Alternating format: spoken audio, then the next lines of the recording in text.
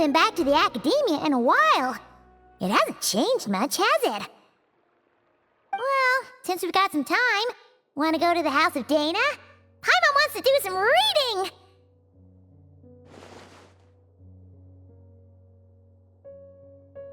Ha! So you noticed! Well, you're too late. The Paimon you know and love is no more. You're looking at Paimon Plus, a new and improved treasure trove of travel know-how.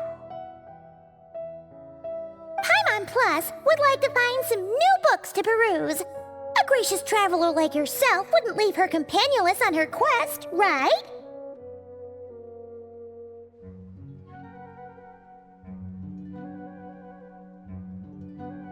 Come on, this way!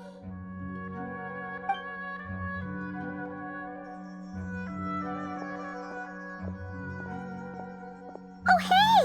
It's Collei and Cyrus! Wonder what's going on. Let's go see! Well... You know what they say? Learning is a lifelong quest. Which means there's always another chance to read a book. But you never know when the next chance to reunite with an old friend will come along.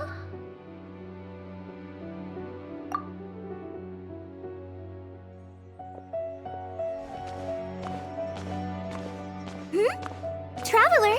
Paimon? You're back in Sumeru? Oh, hello, you two. It's been a while. Looking to spend time with some old friends? Yep.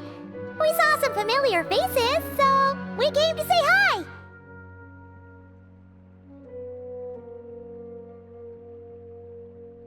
Ha! You must be mistaken. Unless, of course, you mean his project collaborator, because that is far more accurate. Nefer, that old coot, should thank his lucky stars he has me on his team. Which is something he'd never have the courage to say to his face. Well, Paimon's glad to see you in such good spirits, Cyrus. Must mean things are all good here in Sumeru.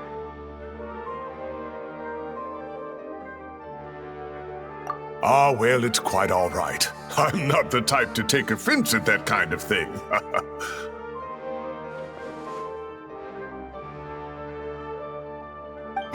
You definitely are. Anyway, what were you and Collei chatting about just now? Ah, that. Well, it was quite a spontaneous meeting.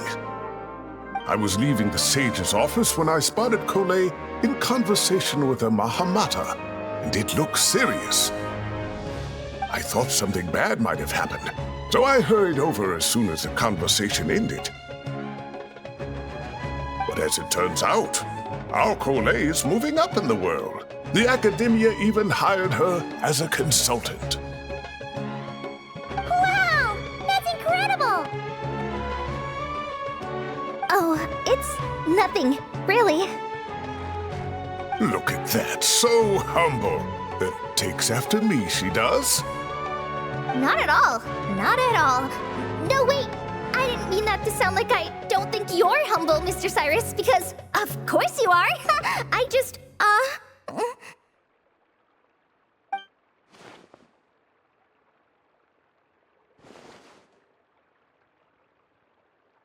Oh, well, I wouldn't even call myself a consultant.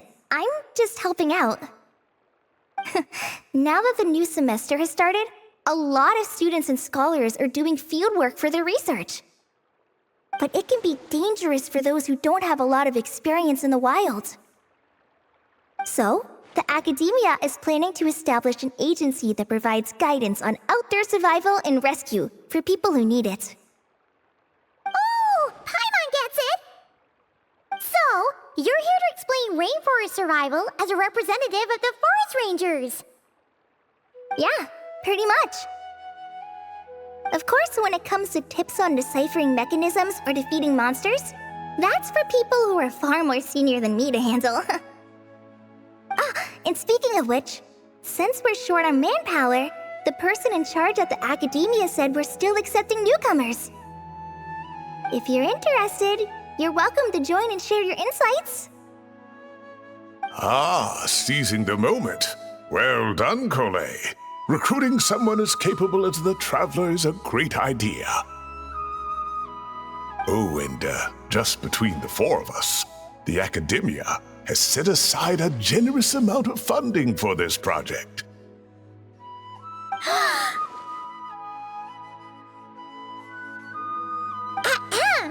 Well, since Collei's thrown her hat in the ring, we should help out too.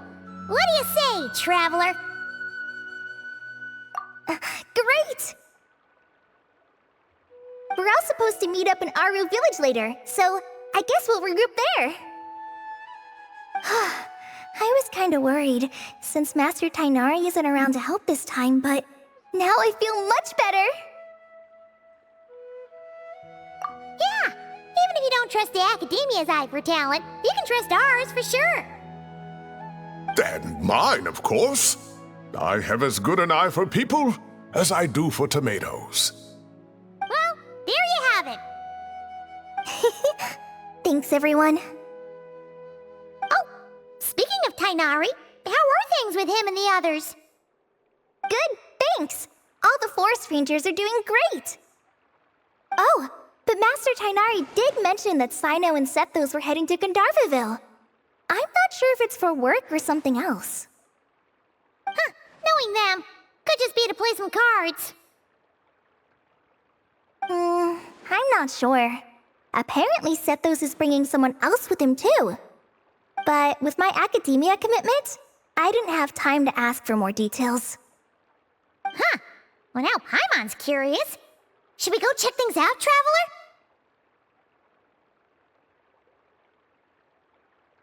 That's true, and I'm sure they've missed you. Now that is how it should be between friends. Getting together to play cards or enjoy a meal. Yet here I am, stuck with Nefer, who only ever calls to talk about research. Well, I won't delay your reunion any longer. Until next time. Goodbye, Mr. Cyrus. Take care.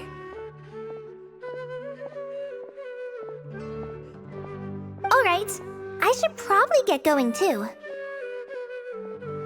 See you later, guys! Come find me in Aru village when you're ready! Looking forward to seeing you shine, Collei.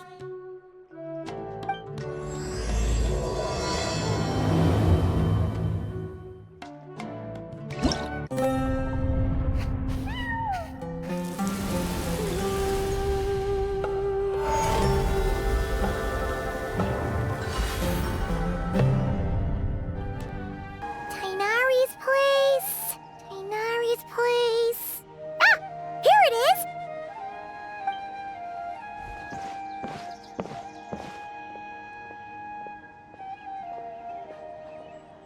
Cyno! Sethos! Looks like the whole gang's here. Oh, and Layla's here too! But, oh, she doesn't look too good. Did something happen? Ah, Paimon, Traveler. It's good to see you. I'd welcome you like a proper host, but I'm a bit busy at the moment. Apologies. No need to look that worried. My observations indicate Miss Layla's condition has improved quite a bit. There's no danger to her mind. She's just fatigued and needs some rest. Excuse me for a moment while I blend some calming incense. I'll let you two explain the situation. All right.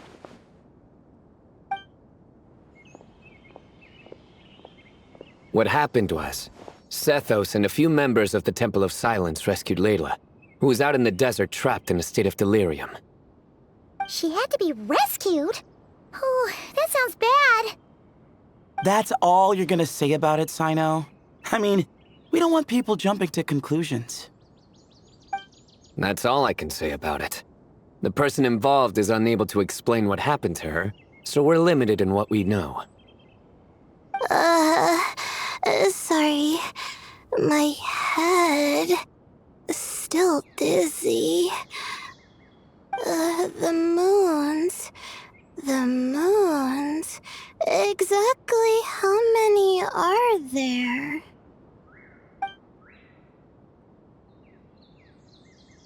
She's been repeating that phrase over and over again, but she can't seem to remember what happened to her. We tried a few things back at the Temple of Silence, but we couldn't recover her memories. Her symptoms are kind of similar to researchers in the Satyavada life state, so we brought her to Tighnari to see if our veteran forest watcher had any other ideas. Tighnari is pretty much our last option, so let's hope he can help.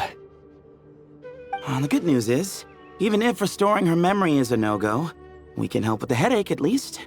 Djer was in a similar state when we found him, delirious and mumbling to himself, but he's more or less back to normal now. Sorry, I should give you some context first, huh? We should let Miss Layla get some rest. Come with me, you two, and I'll introduce you to the other victim of this incident. Good idea. I'll wait for Tighnari here and keep an eye on our patient. All right then, this way. Something strange is going on.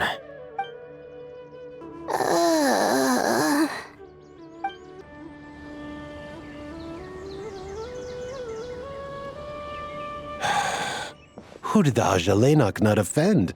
I just don't get it. Hey, Djer. Still musing about Ajalainak nuts, huh? Want me to have Cyno come over and tell some jokes? Might help distract you. No. No need. I'm done. Oh dear. Another master of puns. One of Cyno's card buddies, actually. I think I might just take that as my cue to head back to the desert. Hold on. So, what's the deal with the Ajalainak nuts? Other than the bad Cyno jokes. We'll get to that. But first, introductions are in order. This is Djer, a member of the Temple of Silence. And you remember the Traveler, right, Djer? Of course. I'd never forget a participant in the Rite of Duels or the hero who saved Sumeru. Awesome. Could you go over what happened to you one more time, Djer? Our valiant hero is gonna help us get to the bottom of this. Might as well join since you're here, am I right? Just hear him out. You're gonna want to uncover this mystery once you do. I'd bet on it. Well, I was on an expedition in the desert not too long ago, when I got caught in some quicksand.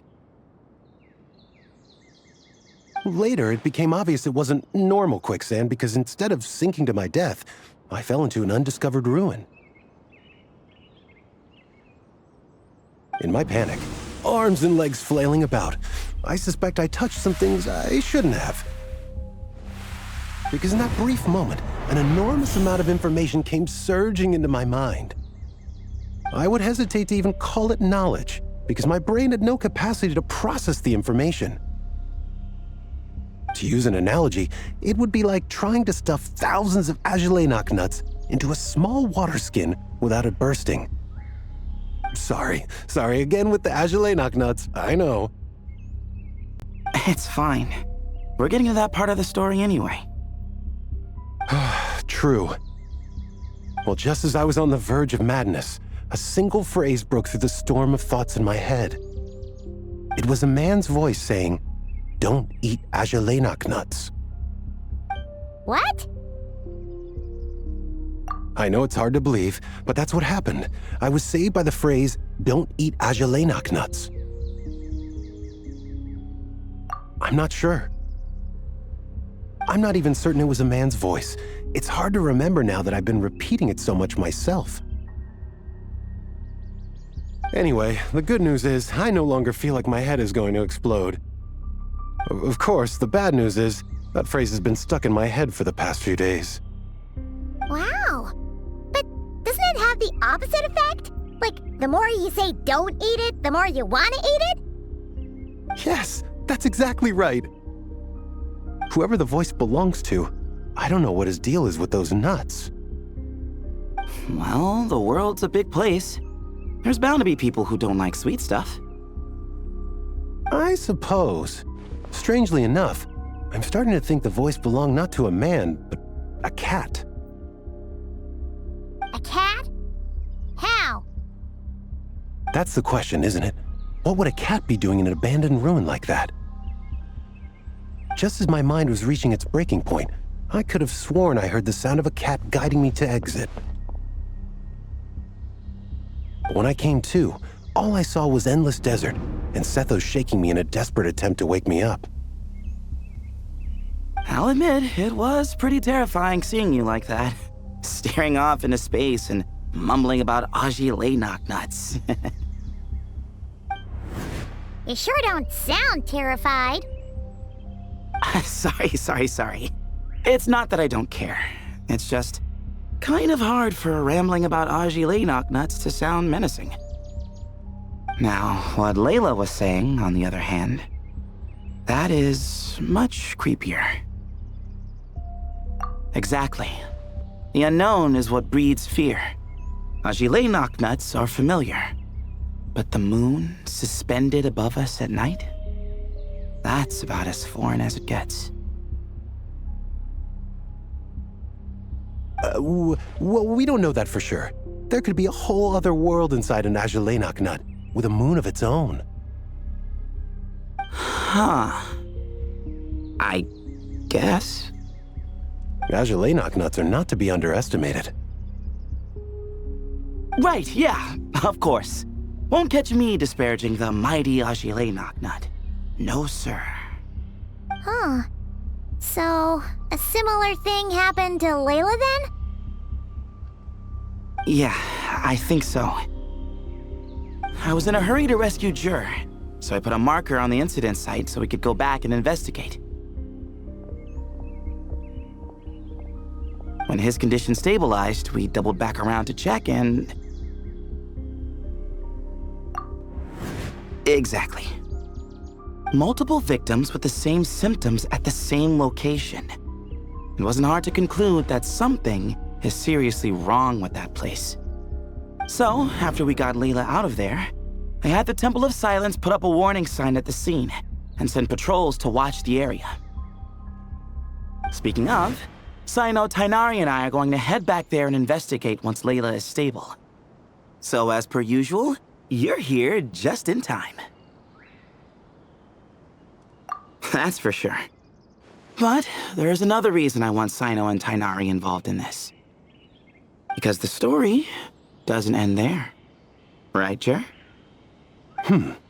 Oh, yes. Where was I? The Aji nuts butted in and I... Right. Yes, the cat. As I followed the cat noises, the voice said something else. So, there are those from Tula who still endure. I thought that was strange, of course, because, well, was the voice referring to me? Records of my ancestry are rather sparse, so I'm not sure if my bloodline even traces back to that place. That's right. The Temple of Silence's place of origin. And the home of Tighnari's people. Plus, Harmonubis, who Cyno and I both share a connection to, was one of the city's founders. As the temple's current leader, if something strange happens in the desert, it's my job to get to the bottom of it. But it turns out, a lot of people have a horse in this race, and I'm not leaving any of them out. See? Knew you'd join. But yeah, that's all we know about Djer's situation. Tighnari should be done on his end. Let's head back and check on Miss Layla. How are you feeling? But don't speak if it's too taxing. It's fine. I'm much better now, thanks. I feel like I haven't slept in 2 days, so pretty much back to normal. Whoa. That's your normal? Traveler, Paimon, I thought I heard your voices earlier. Oh, and, I'm sorry. Huh? You don't have to apologize. He didn't do anything wrong. No, I just mean... I think I'm about to disappoint you. My head was kinda muddled earlier, but I still heard your conversation.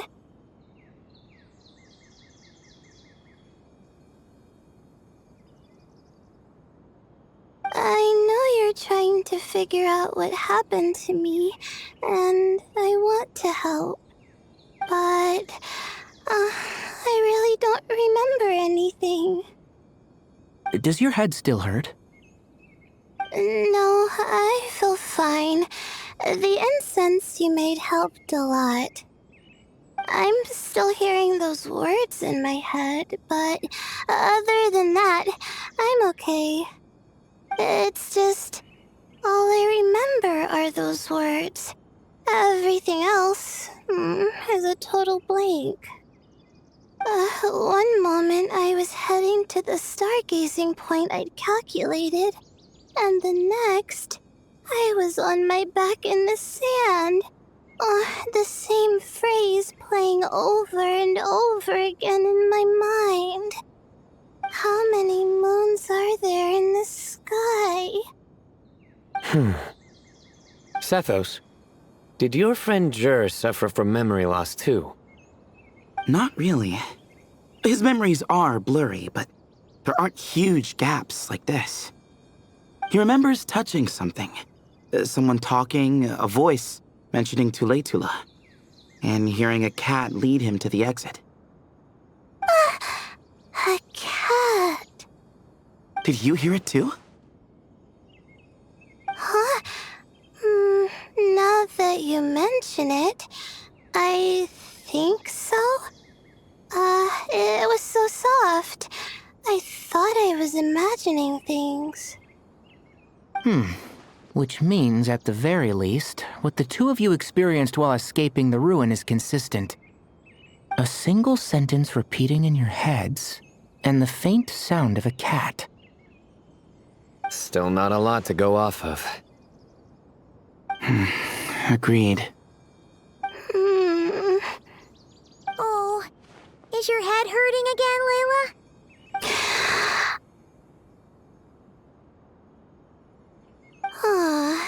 No, I was just thinking.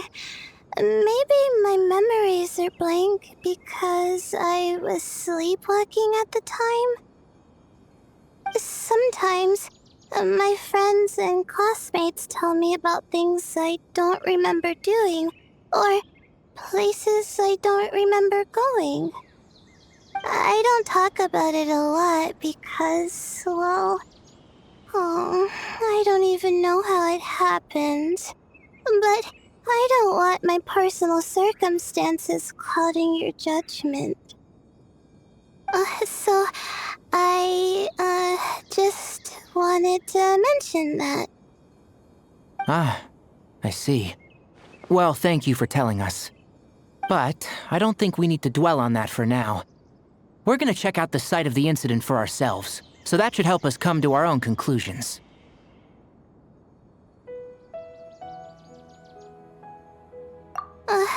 Okay. Then could I come too? I have to know what happened to me back there. Sure, but on one condition. You need to be in tip-top shape before we head out. If your condition isn't stable enough before then, we'll have to figure out something else. Of course. No problem. Well, I'm more concerned about Tighnari. You sure you'll be alright in the desert? You say that like I'll evaporate on first contact with sand or something. Call it curiosity. If this concerns my ancestors, I want to figure out what's going on. Anyway, as long as I take things slow when the sun's out, I should be fine with the right preparation.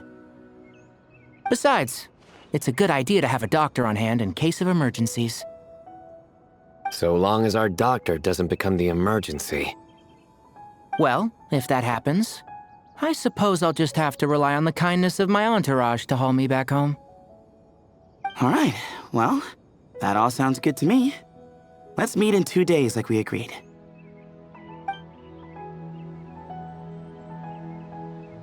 Djer and I are gonna head back to the Temple of Silence and do some research in the meantime.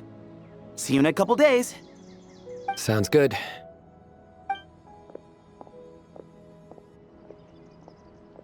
What about you, Layla? If you feel like you need more rest, I can arrange a room for you to stay in. No need.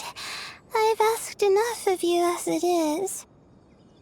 Besides, I feel a lot better. I should make it back to my dorm, no problem. You sure? Don't push it too hard, or you might end up sleepwalking along the way. Don't worry, I'll be fine. I have other things I need to do anyway, like letting my advisor and classmates know that I'm fine, adjusting my stargazing schedule, things like that. If I don't get it all done, I doubt I'll be able to sit still, let alone stay here and get some rest. I'm not so sure that's...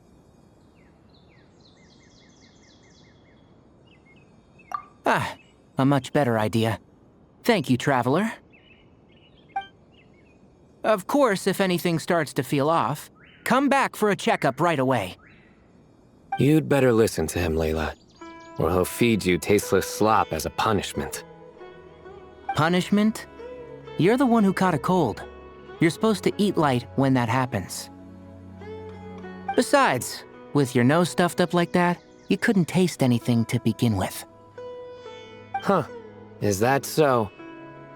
And here I thought it was an intestinal issue. Should have seen that coming. You're off the clock, so now it's time for puns, huh? Oh, brother, not this again. Don't worry, Paimon. I understand. If you want me to stop, then Then? you'll have to call a plumber. Tell them someone's gotta pipe down. This is getting more insufferable by the second.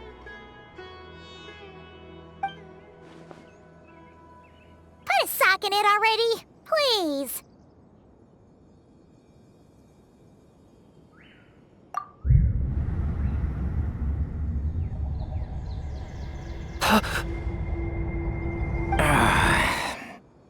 Paimon's done with this game.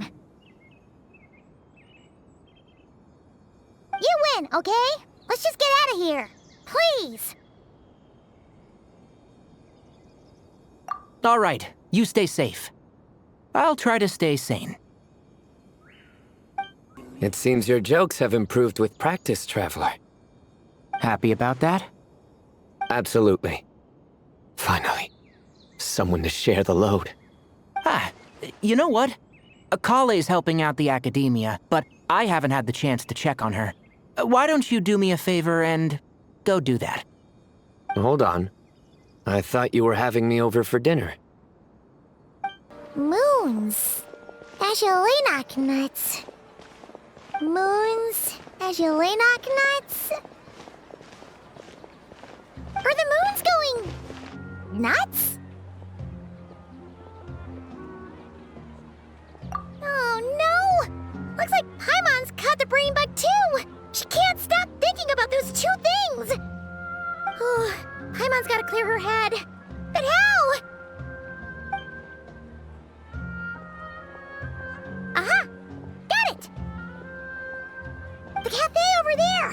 Why don't we head over for a quick pick-me-up?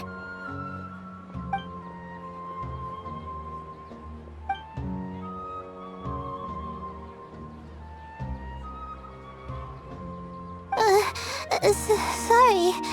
I feel kinda tired all of a sudden. Wait! Is it because of all Paimon's muttering just now? Oh, sorry.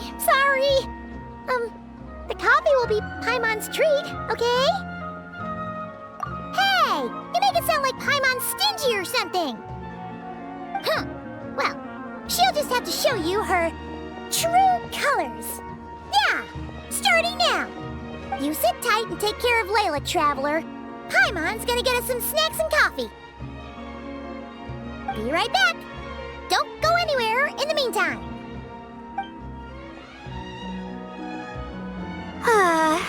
She's pushing herself again as always.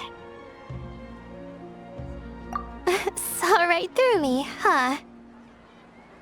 I apologize for the sudden emergence, but I didn't have any other options. Well, that's true. So, for our sake and your safety, allow me to fill in the gaps in her memory. That's right. Layla was already in bad shape, stressing about her new study topic, focusing on the stars instead of her surroundings. By the time she realized the danger she was in, it was too late.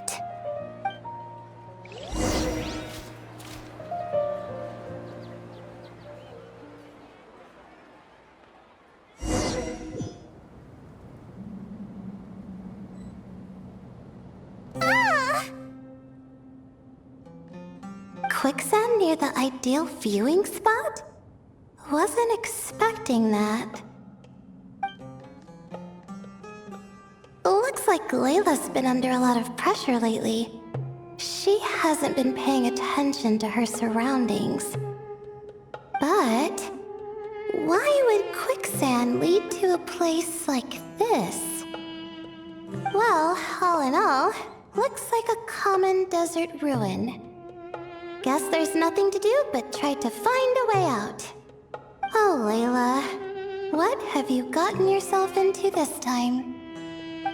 I think this door can be opened using the device next to it.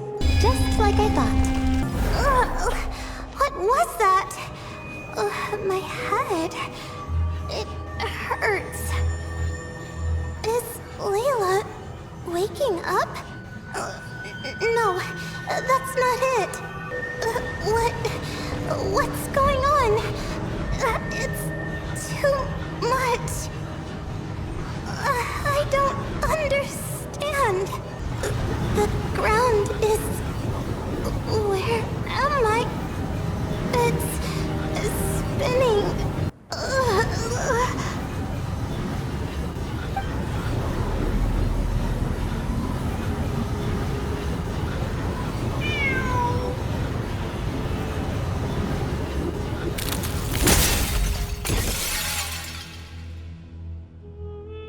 How many moons are there in the sky? How many moons are there in the sky?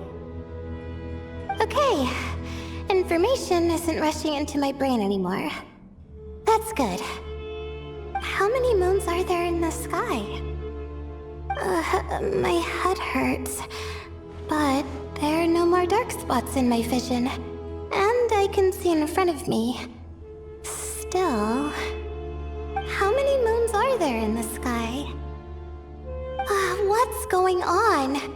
The same thought keeps popping into my head. What does it mean? How many moons are there in the sky? Isn't there just one?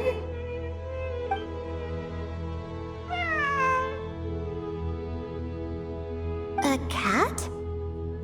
I think there was one earlier, too.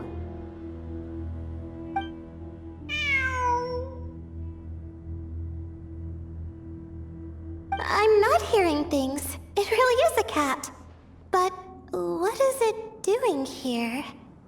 How many moons are there? No! Stop it! Does it want me to follow its cries? Well, it's not like I've got other options. Come on, Layla. You can do this. And so, I followed the cat's cries to find my way out. It was quite a kind creature. It didn't even leave until the other me started to wake up.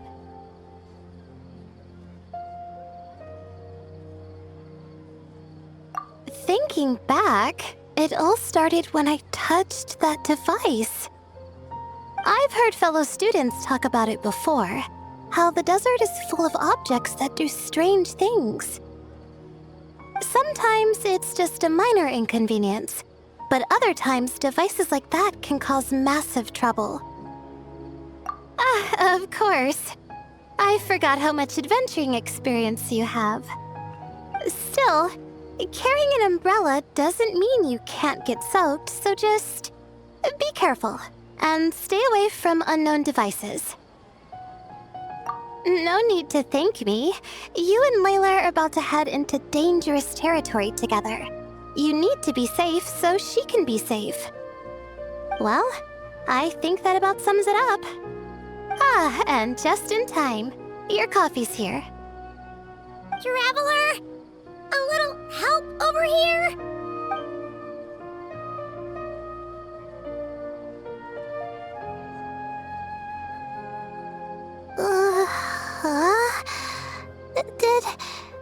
Did I fall asleep? Wow! Paimon didn't even know she had such an impressive skill. Ha! Does that mean since Paimon bought this coffee, it would just make you sleepier? A beverage that puts people to sleep. Better saved for work hours, I think. What? So you can nap on the job? Who does that? Huh? Oh.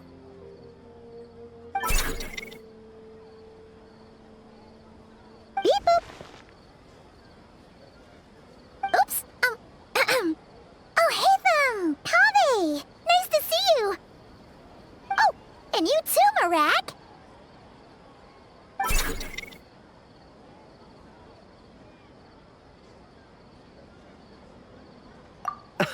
Sorry. Hope we're not interrupting anything. Miss Layla, you don't look so good. Is everything all right? Oh, I'm fine. I was sleeping just now, so I'm still a bit... I see. And we woke you, didn't we? I'm sorry. We shouldn't have been so loud. No, you didn't. I didn't mean it like that. Sorry.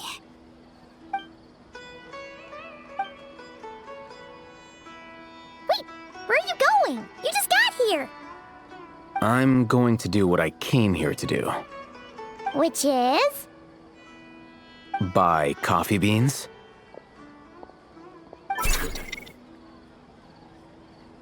Huh? You're going too? Marak! Fine. Run off with him. See if I care. Well, looks like I get you to myself.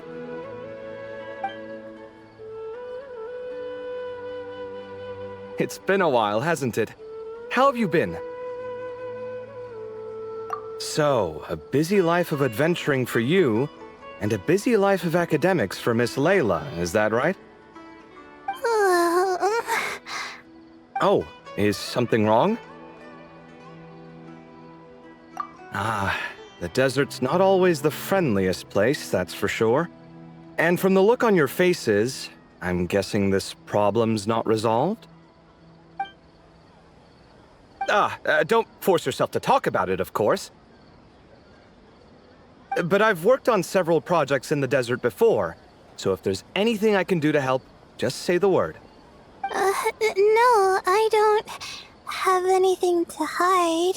It's just complicated, so explaining might take time. Well, lucky for us, I've got that in spades. Yes, you have been quite sedentary recently. Excuse me? I've been going about work as normal, thank you. And, might I add, you do way less work than me. I do the amount of work that is required of me. Yes, you and your stellar work ethic. The stuff of legends. Now look what you've done.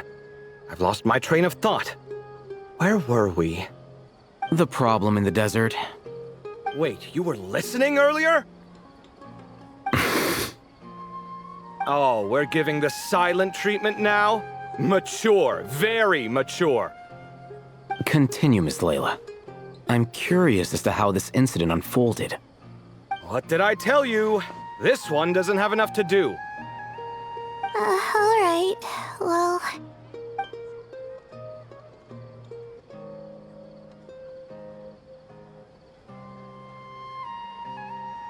Could you still use some extra hands on this investigation team of yours?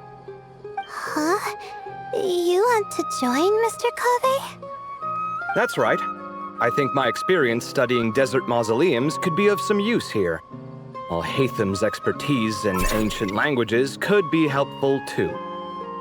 Besides, I consider you all to be my friends, and friends are supposed to help each other out. Wait, I'm involved in this now? Oh, please, I know you. Half the battle was over the minute you said you were curious. We couldn't stop you from joining if we tried. Well, you've got me there. Besides, this suitcase of yours has been jumping at the chance to volunteer for a while now. I imagine... You imagine? Mechanical life forms might also feel homesick from time to time. Huh. Now that you mention it, Marak's core was a component sourced from the desert. That could prove useful. You're sure you want to come with us? It could be dangerous. Oh, I'm sure. All the more reason to recruit as much help as possible. It's important to count on friends at times like these. Our pleasure. It's a plan, then.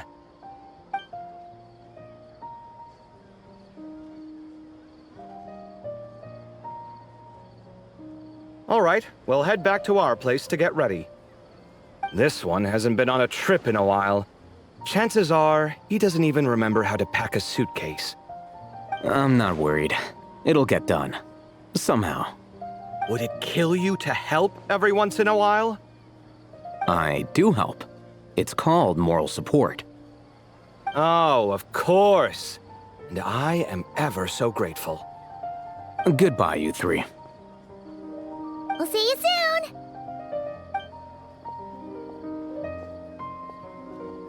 Oh, and Kaveh, your coffee beans!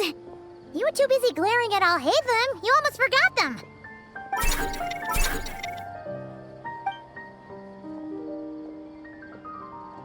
Well, we're pretty close to the Akademiya now. I should be fine from here. Thanks for the coffee, Paimon. I feel much better now. Right. I'll follow the doctor's orders. Or try to, at least. With the blessing of the stars, I hope we all get a good night's sleep.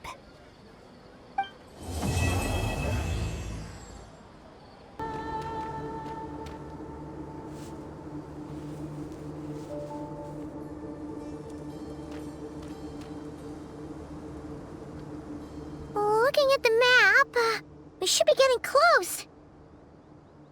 Speaking of which, the closer we get, the more Paimon's heart feels like it's beating out of her chest. Excitement! Yeah, sure, that's it. Oh look, it's Tighnari and the others. Everyone's here bright and early. Yeah, the desert's a pretty harsh environment. Better to travel at night and beat the heat.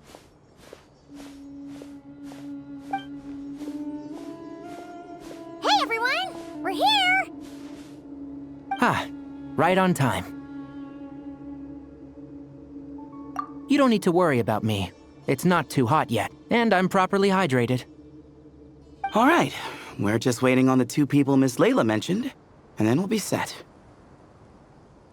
He's staying behind. If we don't make it back after a certain time, he'll be in charge of rescue operations.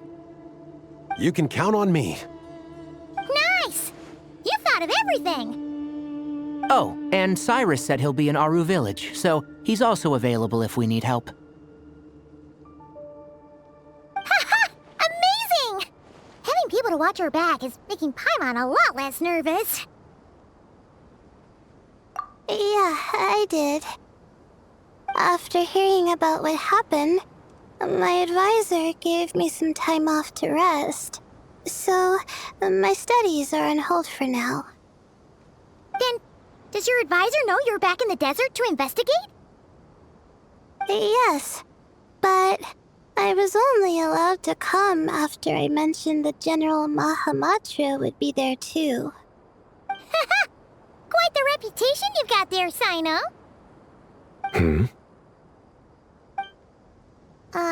Something wrong? You haven't said a word this whole time. Are you in a bad mood or something? No. Being skilled with words also means being a good listener. I'm just reflecting on what you're saying. Alhaitham! Kaveh! Ha! Over here! Darn it.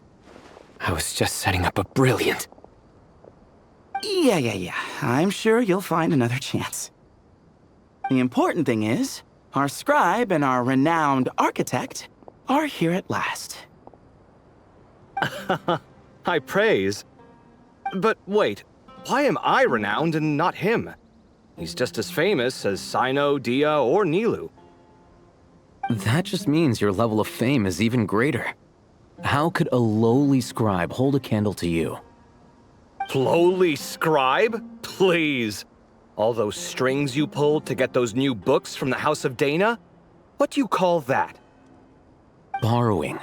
Anyone with an employee ID can do it. Uh-huh, yeah. The House of Dana bends over backwards for just anyone, does it? Send a report to Lesser Lord Kusanali then. Let her know someone at the Akademiya is abusing their position. Hey! I never said abusing! Impressive verbal sparring, as always. Oh, hello to you too, Marak. Well, looks like your assistant is raring to go, Kaveh.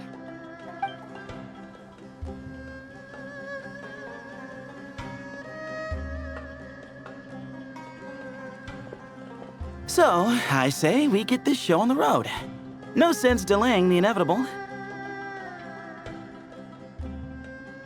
No need. We're in this together, remember? Djer, this is the entrance, yeah? Yes. Perfect. Then, if we're all set, let's get moving.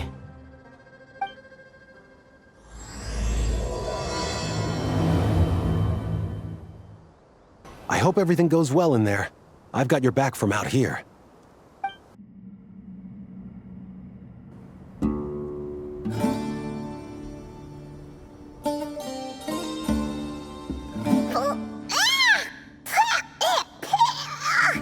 Paimon's mouth is full of sand! Ugh. So that's what falling into quicksand feels like? If this was quicksand, we would have struggled to breathe. No. I think this was regular sand, and we didn't sink into it. We fell through it. Into this place. Agreed. In other words, sounds like a you problem, Paimon. Ha ha, very funny. No, wait, Paimon's the only one. Ha! See? What? I'm the only one with sand in my shoes? Yeah, right.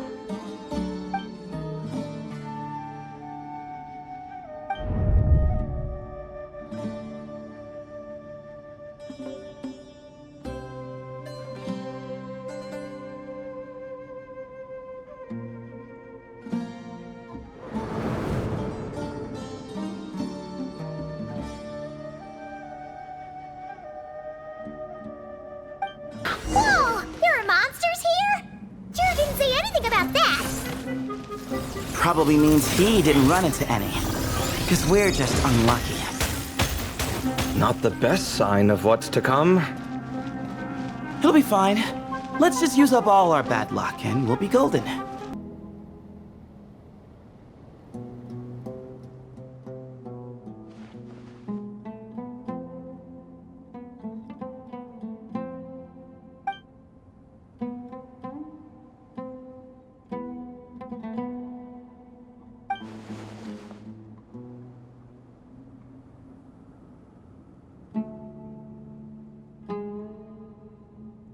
Well, that goes without saying. Fair point. There's just one problem, though. The only way forward is through that door. Ooh! Is it time to hunt for a key? Paimon loves this part! Don't worry, with our adventuring experience, we'll find it no problem! Let's get searching!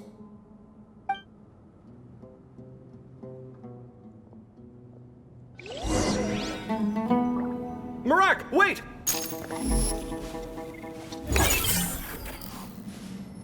Marak seems interested in these jars. Go smash them. Ah, well, we would hate for you to have to lift a finger, Your Highness. Marak, this isn't really your old home, is it? No idea what that means, but Marak does sound pretty happy. So, mechanical life forms do have the capacity to miss home. A novel discovery. Well, with Marak leading the way, we should be safe, right?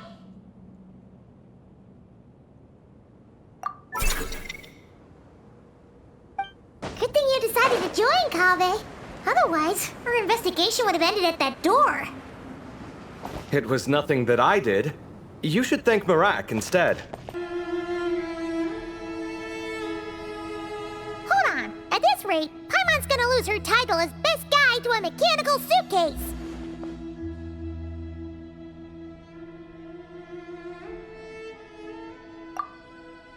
Aw, thanks. Hey, wait. What do you mean, useless?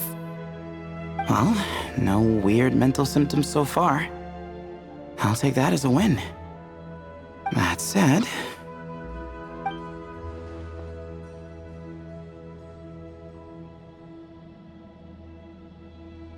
There are 3 doors here.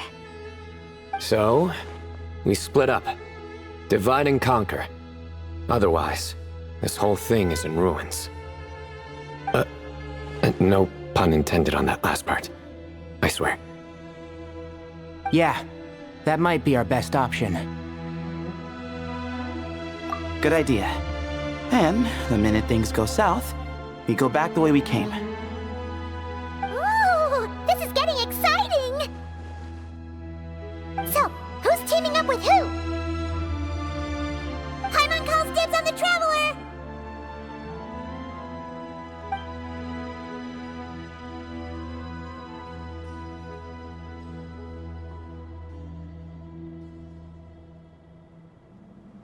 Well, this takes me back. The last time we were in the desert together, the two of you came all the way out here to gang up on me. Oh? Sounds like someone's holding a grudge. Just what I like to hear. If you're still hung up on that last one, just name the time and place, and we'll have ourselves another thrilling... duel. Huh. What's with the awkward pause? Were you expecting me to stop you from saying something stupid?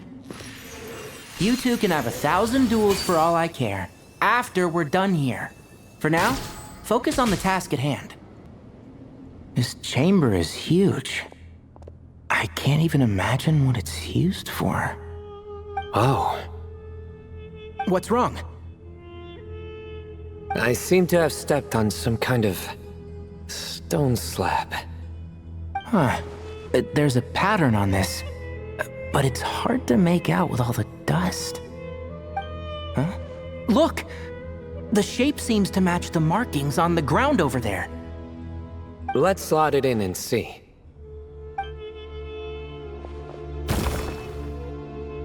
And we have a match. Looks like we need to find the other 3 broken slabs. Let's search the area, but be careful where you step.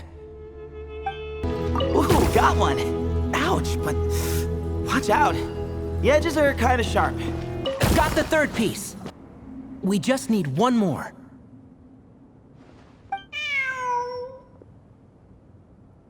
Huh. Look, a cat. Could it be the same one Djer mentioned? I don't think we need to worry about startling him.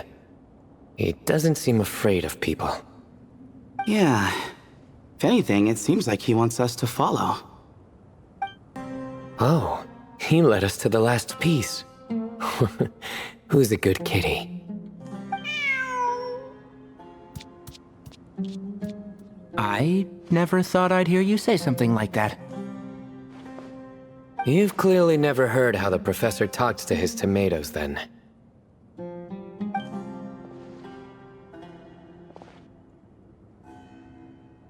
Alright, well, that's that. Now, we need to figure out how to get rid of all this dust. Behold, the great Vayu Viastra. Be honest. You've been waiting to say that for... how long now? Just activate the mechanism.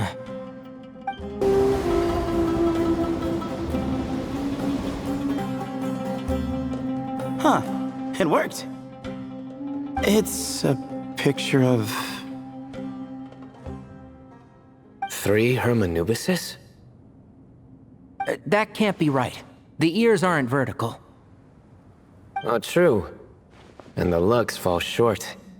My hat is much better looking.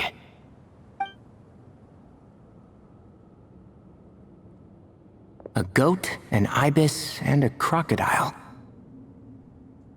Oh, wow. Our botanist knows more than just plants.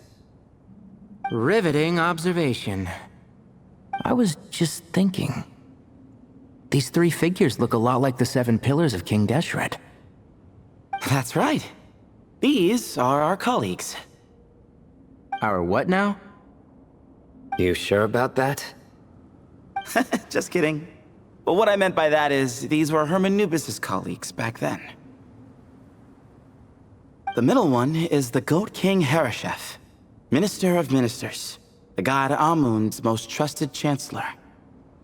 Records say he was the deputy king of the Desert Sands, chief among the 7 pillars. Someone even more impressive than Hermanubis? I wonder if that ever got his goat. Sorry, couldn't resist.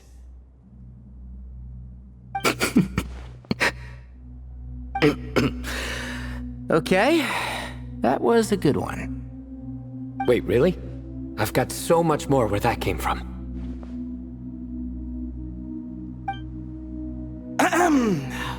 Where were we? This is Sopik, the Crocodile King, captain of captains. As the name suggests, he was a valiant commander and had dominion over all weapons of war. And finally, this is the Ibis King Thoth, scribe of scribes. Your memory's pretty impressive. I bet you're almost as good as me at memorizing cards. A scribe? Did he manage archives then? Like Alhaitham? Wait, that's all Alhaitham does? I never knew being an Akademiya scribe was such a cushy job. Well, that's how his friend put it, anyway. But it does seem like he has a lot of free time. Well, I don't know much about the Akademiya, but I'm sure the Ibis King had more responsibilities than that. The temple's records say he represented the wisest aspects of King Deshret, inventing the desert script and arcane arts at his king's command. He must have been quite the impressive man then. Or creature, depending on how you look at it. Still, why are these 3 the only ones represented here? What about the other pillars of King Deshret? Maybe because the 3 of them were extra close? Huh. Kinda like us. Oh yeah! Maybe we should have someone inscribe us on a commemorative stone slab too. Or, we could just take a picture. It would serve the same purpose. Anyway, no more distractions. Huh. Doesn't it look like there's writing carved into the corner? Huh. There is. And it's in the ancient desert script too. Looks like the Ibis King left you some homework. Give me a sec. I'll try and translate it. The ministers are unvirtuous. The scribes unwise. The captains unworthy. My end is not humanity's end. Hereby bestow upon you all the far side of eternity. Wait, so they went to Aru? It doesn't sound like it was their idea. The far side of eternity is said to be the final land of dreams for all desert dwellers. But if such a place did exist, wouldn't it also be an inescapable prison? Yes, and based on the writing here, it's clear King Deshret wasn't pleased with these three. This gift he bestowed upon them seems more like a punishment. Such is the power of a king, I suppose. Which means the goat's the one who got in the end. Huh. Yep, not as good the second time. What? Impossible. Well, looks like that's all we can learn here. Should we keep going? Yes, no time to waste.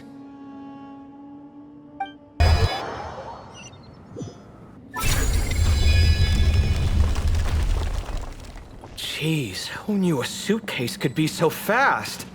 Merak is nothing like this when it comes to housework. Hey, wait up! A scout's job is to take the lead. Just let Merak figure it out. Easy for you to say. I'll be the one doing the repairs if something happens. Why don't you go scout ahead then? When I think of a comeback, I'll let you know.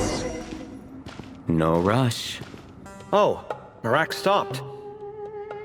What is it? Found something?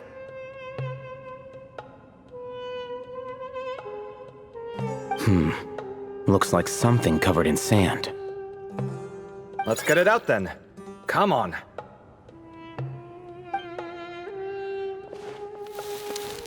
Oh, it's a stone slab. Good job, Merak. Let's take a look. Huh. Looks like this part of the picture goes over there?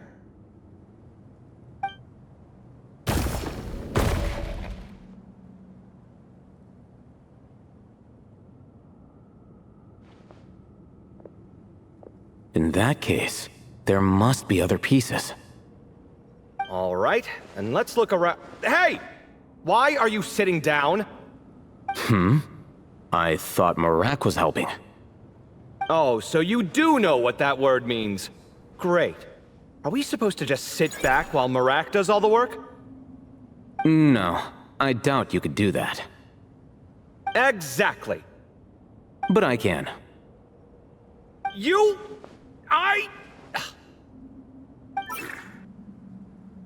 See? It's all coming back to me. How insufferable it is to work with this no-good, do-nothing... We could be more efficient, I agree. I'll work on this piece. You take care of the rest. Found one!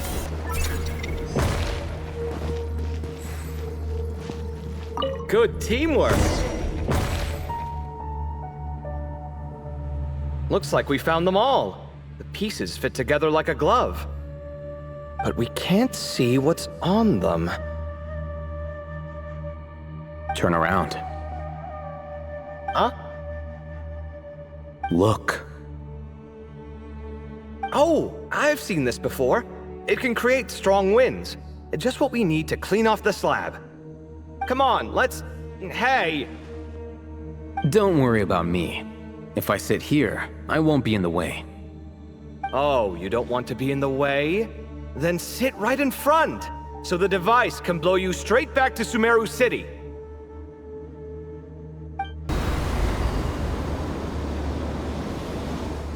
Done. Huh. That's one big cat. And there's a shattered crown. I think it's depicting some kind of story. Look. There's writing, too. The Ibis King answered the young noble, granting him the wisdom he sought. But the fragile crown was shattered by lies in the end. Here I leave the name, Gudar's.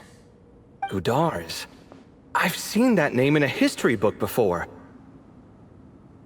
He was a young noble who sought to save his realm, and a king who once united the desert. That's right. Although his methods were rather shameful. During his long reign, he betrayed his family and the nobles who supported him, only realizing the error of his ways after his enemies left him nowhere to turn. But by then, it was too late. Seems like a common occurrence across history. Different people, same mistakes. It's an inevitable pattern, destined to repeat itself. The writing mentions the Ibis King, but a cat is depicted here. Does that mean... So far, what's depicted on the slab seems true to history. In which case, this cat is either a proxy for the Ibis King or a manifestation of said king himself. Exaggeration is a common method ancient records use to highlight a being of higher status. And as we know, Layla and Djer both heard the sound of a cat while escaping the ruin. You're saying the Ibis King, one of the legendary 7 pillars of King Deshret, is here, still helping those in need? I'm saying we can't rule it out.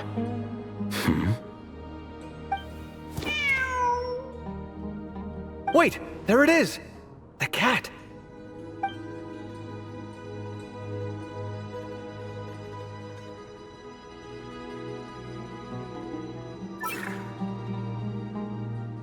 Ah! Marak went after him! The cat's showing us the way forward. Come, let's follow. Okay.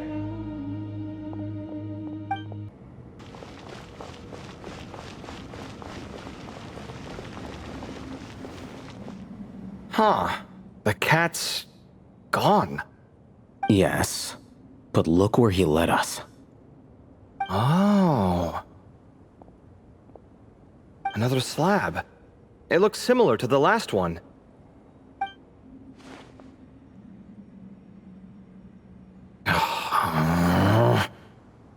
Oh, by all means, take your sweet time. Wouldn't want you to overexert yourself.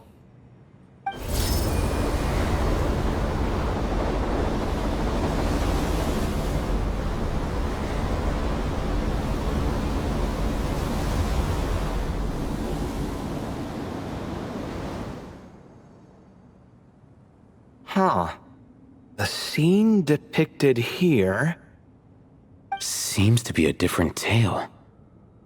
The Ibis King answered the Jinn-blooded dancing girl, granting her the wisdom she sought. But enemies plotted to kill her close kin. Snake venom was her self-chosen end. Here I leave the name, Makaira. The Temptress of Woe? You've heard of her? Of course. I don't just sit around doodling all day. She's mentioned in tons of papers about the desert.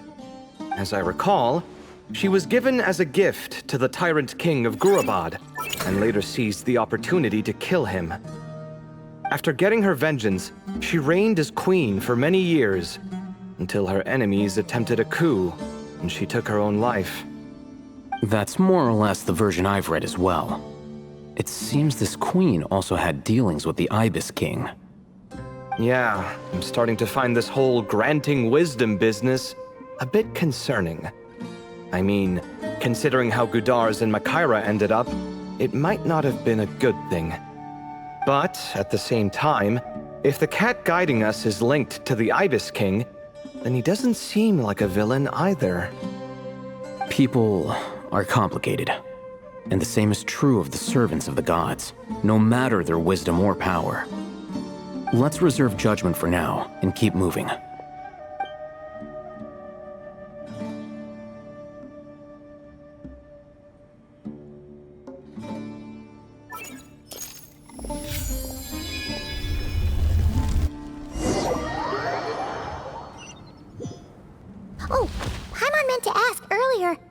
your memories come back, Layla? No, sorry. To be honest, nothing about this experience feels familiar. Besides, my focus is the stars, so I don't spend a lot of time exploring ancient ruins. Guess that makes us the senior researchers in this scenario. Stick close, alright, Layla? Okay. Wow. What a tall ceiling. Yeah, but for such a big place, it's so empty. Like no one ever lived here. Sure must have been boring to live in ancient times, staring at ceilings all day. Now that you mention it, I've heard some people used to draw star maps on their vaulted ceilings. Some might even make them transparent to better observe the movement of the stars. It sounds so nice. Stargazing from the comfort of your own home. Wait a second. I think I see something up there. Huh? How is Paimon supposed to do that? Oh, right. Flying. Duh. Alright. Sit tight, everyone. Adventurer Paimon will be right back.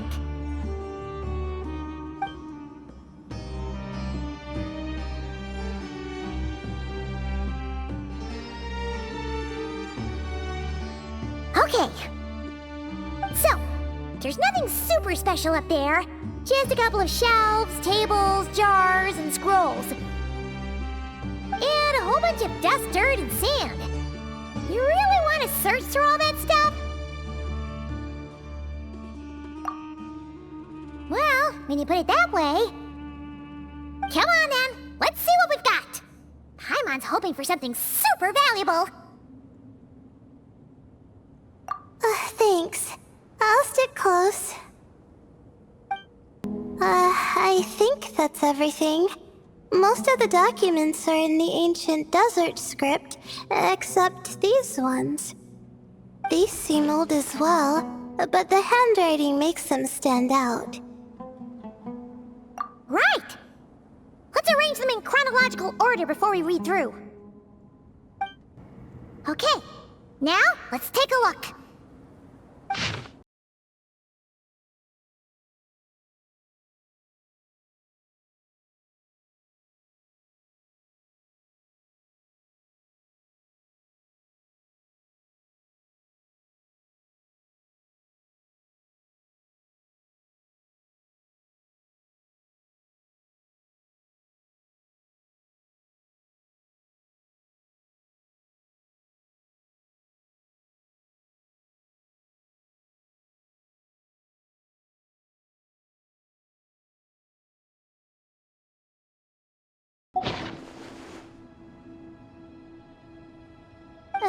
Maybe this person fell in by accident, like Mr. Djer and me.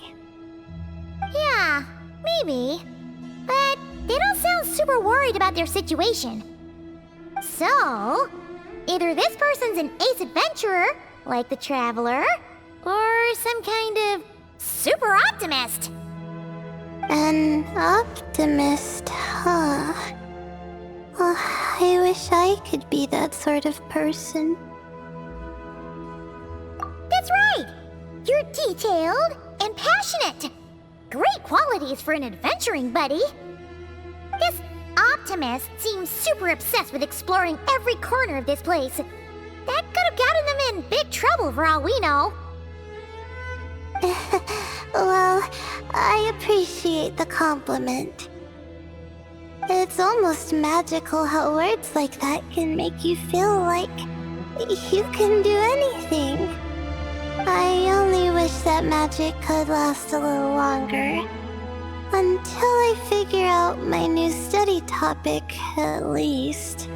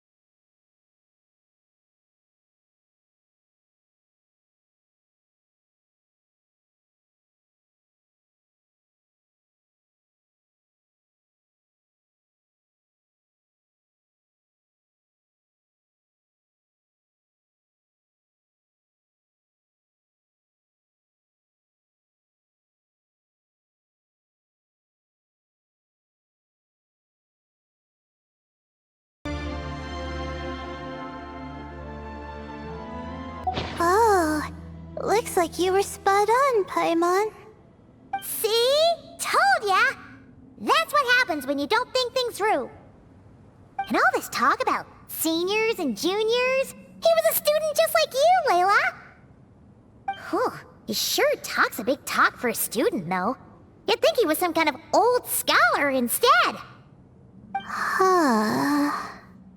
What is it? Did Paimon say something wrong? No, not at all. I was just thinking, and this might sound rude, but the way this person speaks is just so... you notice too. I mean, it's good that he helped treat his companion's wound, but it didn't seem like it was out of kindness. More like he was looking out for his own self-interest, or thought he could get something out of it. I don't know. Maybe I'm reading too much into it. Yeah. If you're both in this dangerous situation together, wouldn't you mention them at least once? If it were Paimon, she would write down the name of every single person she was with. No one would be able to get away. Actually, I find Paimon's approach quite sensible. It makes sense from a safety perspective, too. That way, if anyone came to the rescue, the notes would be able to tell them everything they needed to know. Whoa! That's genius-level thinking! Well, I learned that from Madame Faruzan, actually. I'm not speaking from personal experience or anything. Oh, no! I'm just a student. It's fine! You taught us something, so you're our teacher. Simple as that. Anyway, from the looks of things, the student who left these notes behind was pretty weird. Let's keep reading.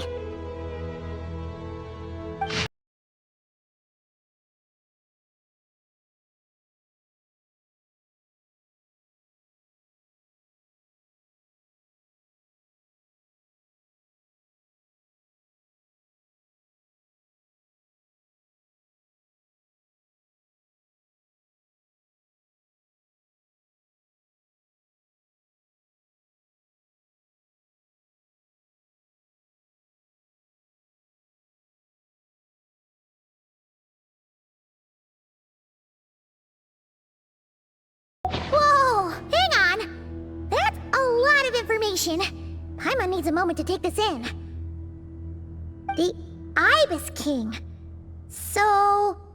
did this person actually meet the Ibis King here? Sorry. Who? Jeez, not again! Stop teasing her, Traveler! You know she was asking about Nefer.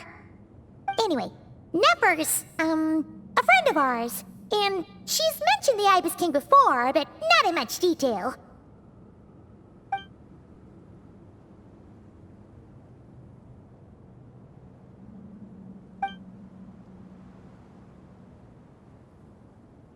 Oh, I see. Well, that's not too surprising.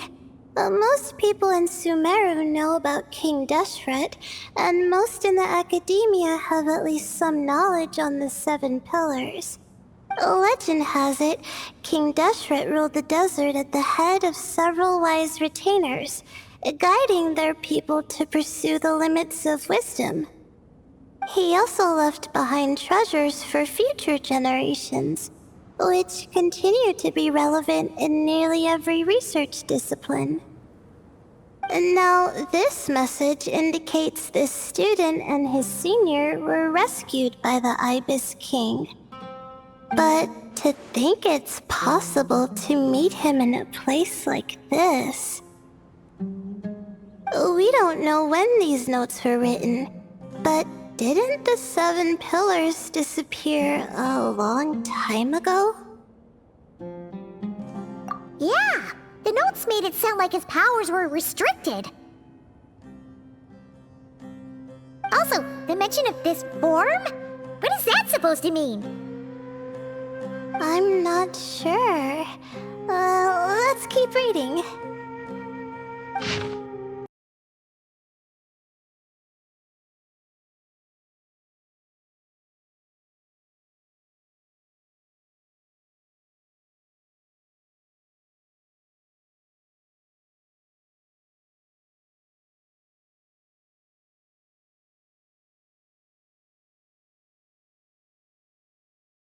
Oh, this is the last page.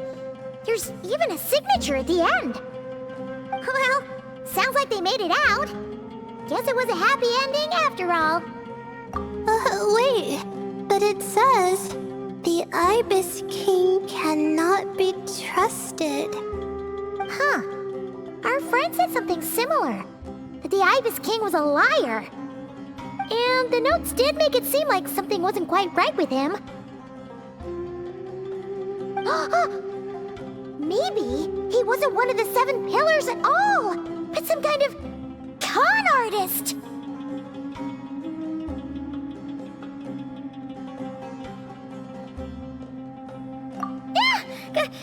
Great, Ibis King! If you heard that, Paimon didn't mean it. Please forgive her. Don't trap us here. I think Paimon raises a good point. Let's keep our guard up just in case.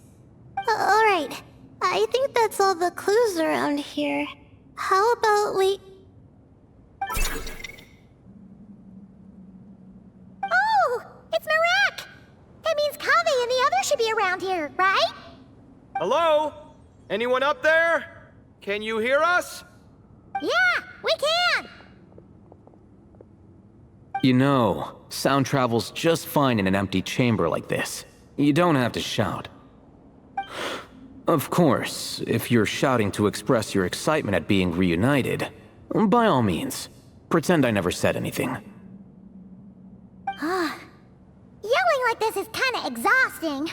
Come on, let's head back down.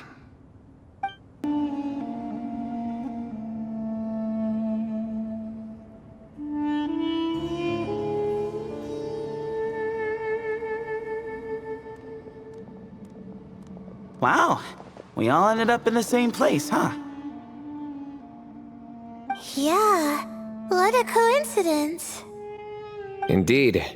Or as I like to call it, the chai factor.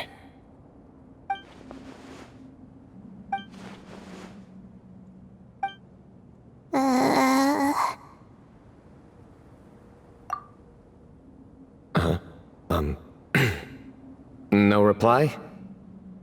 Just say it. All right.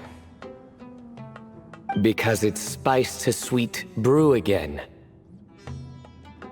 Oh, hey, that's a new version. Oh, wait, what? You've never heard that one?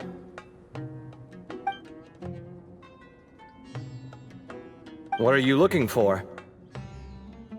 A place to sit and read my book.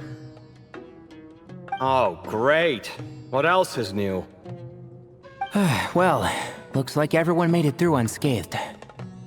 Let's take this chance to get some water, rest a bit, and discuss what we learned. Sound good? Yeah, let's debrief.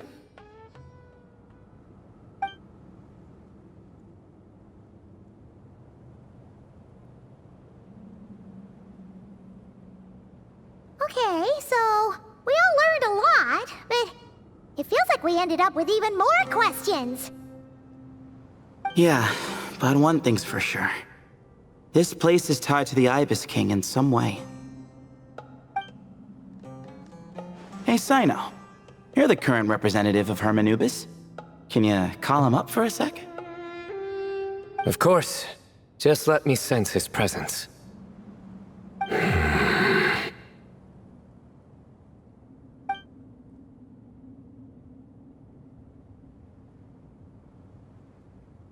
Just kidding. I can't sense him at all.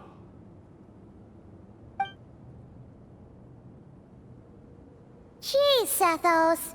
Did you set him up for that one? What are you, a two-man act? Sorry, Herman Nubis isn't like the Ibis King. He can possess me, but I can't talk to him whenever I want. Oh, truly? Does that mean he's gone? I would have liked to reminisce about old times with him. Ah, the cat! It speaks! Of course it speaks. In fact, it is not an it at all. You do me a great offense. My apologies. Esteemed cats, sir? Oh, this little contraption is still here. Contraption? No, this is Marak. Which means you do his assistant a great offense. Huh? Well, I didn't mean... Well, I apologize. I wasn't referring to this Marak, but rather the thing that operates it. King Deshret was quite partial to it. I have forgotten what it was called. It must have had an official name, albeit in the old tongue. Even if I did remember, I would need to translate it into modern language. It's not important. Marak's a fine name. Even better than the original, if you ask me. Who thought of it? And the remodeling, quite well done indeed.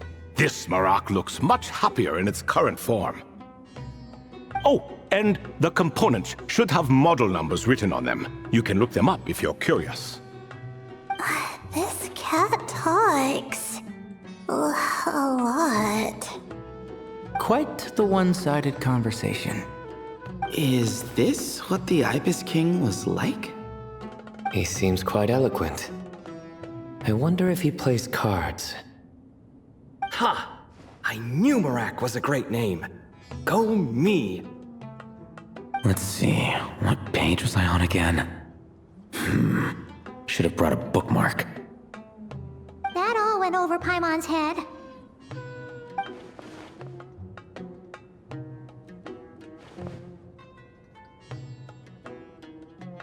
Hello indeed. For you to know my name. Yes, I was not mistaken. You are special among your companions. But you are all guests. It is only proper to invite you in. Come then, this way.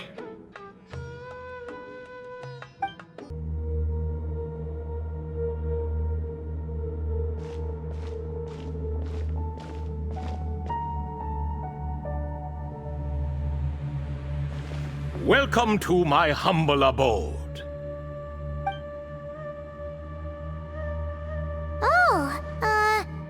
Your house sure is spacious, Lord Ibis King. I fear it's not quite what it used to be. In fact, it has long ceased to be my home at all. It belongs to the descendants of the cats I once raised. Such adorable creatures, aren't they? Take the one I'm borrowing here, for instance. A chubby fellow with such lovely fur. Anyway, tradition dictates that a special guest such as yourself be presented with a gift. Alas, it's a first-come, first-served basis, you see. I fear with the passage of time, none are left. What? So the treasure's gone already? Treasure, you say? Not an inaccurate description. Yes, and no. I have the power to grant gifts inaccessible to the masses. The only requirement is answering a question. Not a bad deal, yes? Of course, my questions were given unto me by King Deshret, who in turn received them from the Mistress of Flowers. There are 3, and no more. What causes our rise and fall? What obliterates love and hate? What determines truth and falsehood? The more he talks, the less Paimon understands. I see.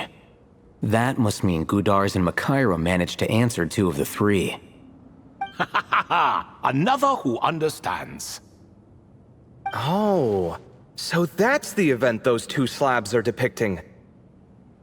Ah, priests and their records. A singular obsession, and quite boring too. After being imprisoned within Aru, I could, on occasion, take the form of a cat to converse with those around me. But I despised speaking to them. No conversational skills whatsoever. Now, humans like you who stumble in here from time to time, you are much more interesting. Hold on! We're getting off topic again. The 3 questions you just mentioned? What are they for, exactly? Ah, that is a story that begins with King Deshret. And we're in for another long one. Nostalgia for the past is common to us all, is it not? And our king, he was such a proud, solemn man in those days. He watched us speak of the present and the future, of the wisdom we possessed or were about to obtain.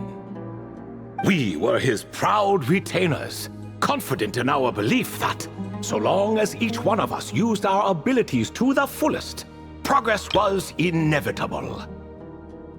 Yet, King Deshret's ambition was not destined to be allowed in a closed-off world such as this. So nothing went as planned. In fact, from the beginning, there were signs an outcome of this nature was inevitable. Because although there were 7 pillars, one was forever absent. Alhaitham would insist the Dendro Dragon Sovereign was one of us, but the dragon herself rejected that idea. Huh. Like a card you can never seem to draw from your deck. More like a card that was never in the deck to begin with. Alas, that's just who Alhaitham was. There was nothing we could do about that. And I always preferred chess to cards. In the end, life grew unbearable for our king. But, of course, those who remain must continue to live on. But subjects like us were less fortunate. After all, the fate of a retainer is decided by the king, including the chance to walk away. So it was then that King Deshret had Kroko, Goti, and I locked up within Aru, where we remain to this day. Kroko. Goti? Ah, of course. You're more familiar with their full names. Sobek, the Crocodile King, and Hereshef, the Goat King. And let me tell you, when it comes to chess, Hereshef was a habitual backseat strategist, always spewing nonsense from the sidelines. Well, Sobek was all too quick to take his terrible advice, to the point where I was the one who got accused of cheating. Chess is an exercise in patience, and that man couldn't sit still to save his life. He could never excel at that game. In fact, neither of them were good at chess. Even so, we played together often. And since I was always the winner, we got along quite well. What are you laughing at? Were we not good friends?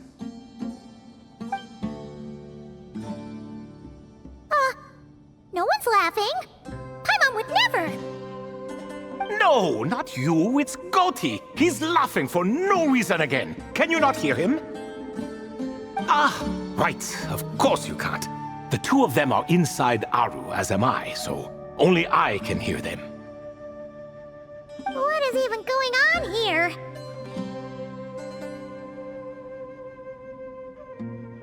Has he, like, started to lose it after being trapped for so long? That does happen to prisoners serving life sentences. Speaking of which, how's Azar doing these days? I doubt he's doing much of anything. Just what I wanted to hear. What is the meaning of this? You doubt my words? I have half a mind to not talk at all. Oh, no. They're not questioning you, Lord Ibis King, just discussing other things. Please, continue. In that case, where were we? Getting to the part about the 3 questions. Hopefully. Ah yes, we're almost there. Before I entered Aru, King Deshret said I could be released from my eternal seal if I chose humans who could provide the correct answers to those 3 questions. The first person who caught my eye was Gudars. I asked him, "What causes our rise and fall?" He answered, "Conspiracy and betrayal, for it renders the righteous and wise unable to succeed, and thus nations fall." I found his answer quite interesting, so I bestowed upon him the power to deceive. The second human I chose was Makaira. I asked her, "What obliterates love and hate?" She said unto me, "I have nothing left to lose. Vengeance alone can quench both love and hate." I found this to be another fascinating response, so I granted her the power to be loved. But both of them ended up... Now then, young one, riddle me this. Did their answers point to this fate, or was it the power I bestowed upon them that determined their end? I'm just an observer who doesn't understand their circumstances, so I can't answer. A clever reply. I do not wish to comment either. It is all in the past at this point. My only wish was for their answers to be acknowledged by King Deshret's rules and bring me one step closer to freedom. As for the final person, her fate remains to be seen, so I will not reveal her name. I asked her, "What determines truth and falsehood?" and found her answer quite compelling, so I bestowed upon her a gift to match.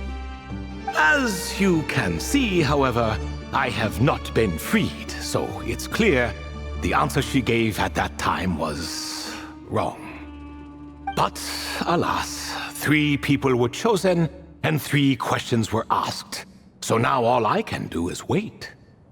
Wait until her wisdom is in line with the rules set forth by my king. Until she has found the true answer to that question. No wonder there was no 3rd stone slab then. Or perhaps you're just not ready to include her in the story. Though that might be a generous interpretation. Well, it's not merely because her story remains unfinished. As the remaining priests of this place left, or passed on, there were none left to record the events that followed. Besides, stone slabs are few and far between in the Great Red Sands. In the sprawling desert, very few things or people even manage to leave a trace. But sometimes I can't help but wonder, if that young man from several centuries ago had been willing to answer my question, would I have left Aru by now? Wait, so there was someone else? Of course, it has been thousands of years after all. All sorts of people have stumbled upon this place, but I only chose the special ones. That young man had such a singular intelligence, though his companion, by contrast, was rather average. The author of those notes we found? The student named Zandik? Ah, yes, I think that was his name. In truth, I was unsure whether I should grant him my 3rd remaining gift.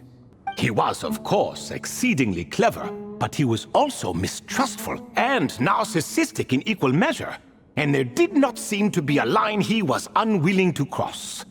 Too much power could be dangerous in the hands of someone like him, so I found myself rather relieved when he declined my gift. Oh, he turned you down? Did he give a reason? Yes. He said he didn't need it. I still remember the look in his eyes. Nothing stood out per se, and still I could sense contempt and disdain radiating from his gaze. I could not give an exact reason, but on instinct I just knew it would not end well to get close to a man like that. So, I tricked him. Stick close to your companion, I said.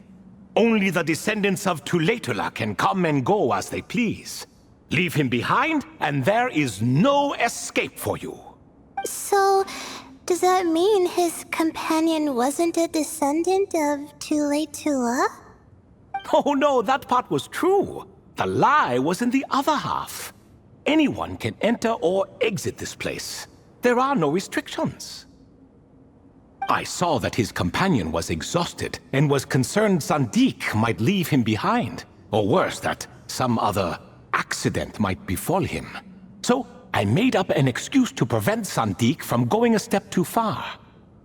Oh, and speaking of, Sandik's companion had the same blue hair and pointed ears as you.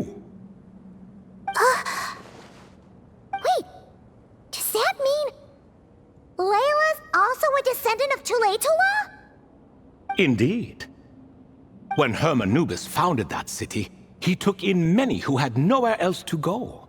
Today their progeny are scattered to the four winds, and indeed are far more numerous than I could have imagined. So the person you protected could have been my ancestor. Yes, yes. You're very welcome for that. Could I ask another question, Lord Ibis King? Of course. I have nothing but time, I'm afraid. Did you also save me and a man named Djer? I did.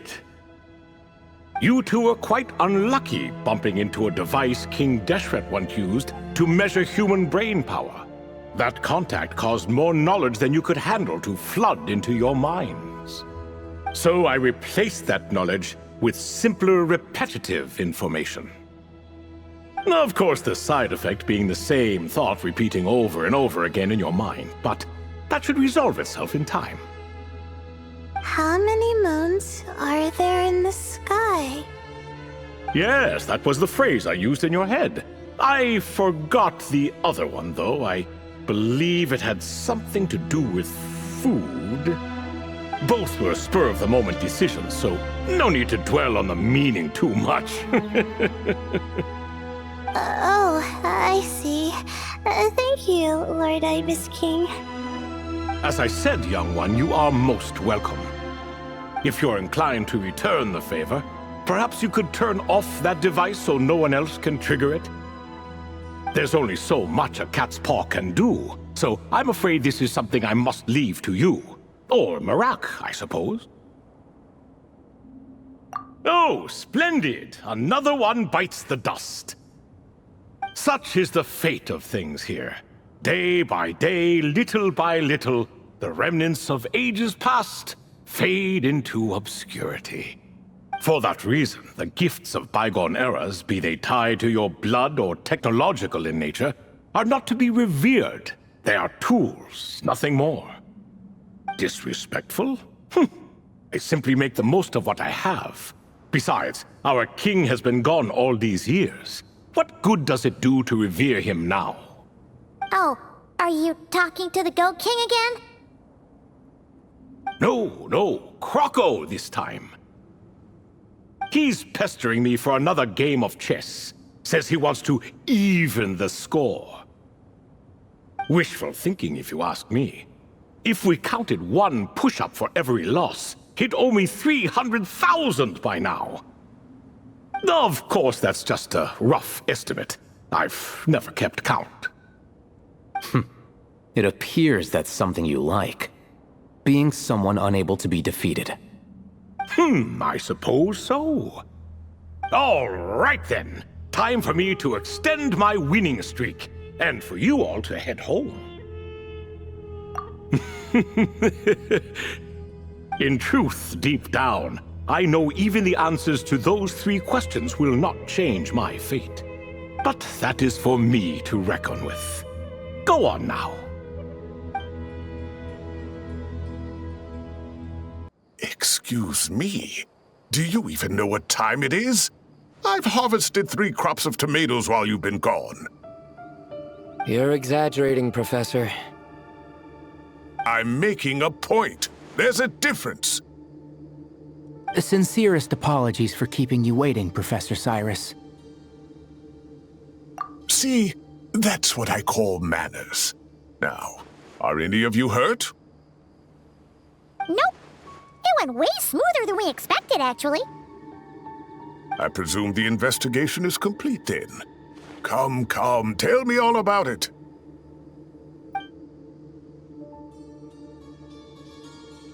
Oh my, did you luck out? If you've read the work from the Vahumana Dashan, you would know that the Ibis King has, well, let's call it a mixed record. Perhaps he softened up a bit in his old age, and that's why he chose to help you. Or perhaps he just didn't have a good enough reason not to help us. See? Marak agrees. How do you even know that's what Marak meant? That could have just been a happy noise. In any case, there's a lot to be happy about. We figured out what happened to Layla and Djer, and there were some unexpected takeaways too. Yeah, I never expected to learn about my ancestry. I've always thought of myself as just an ordinary student. I never would have even considered something like that could be true. Come to think of it, our ancestors might even have been friends at some point. Huh? You're right.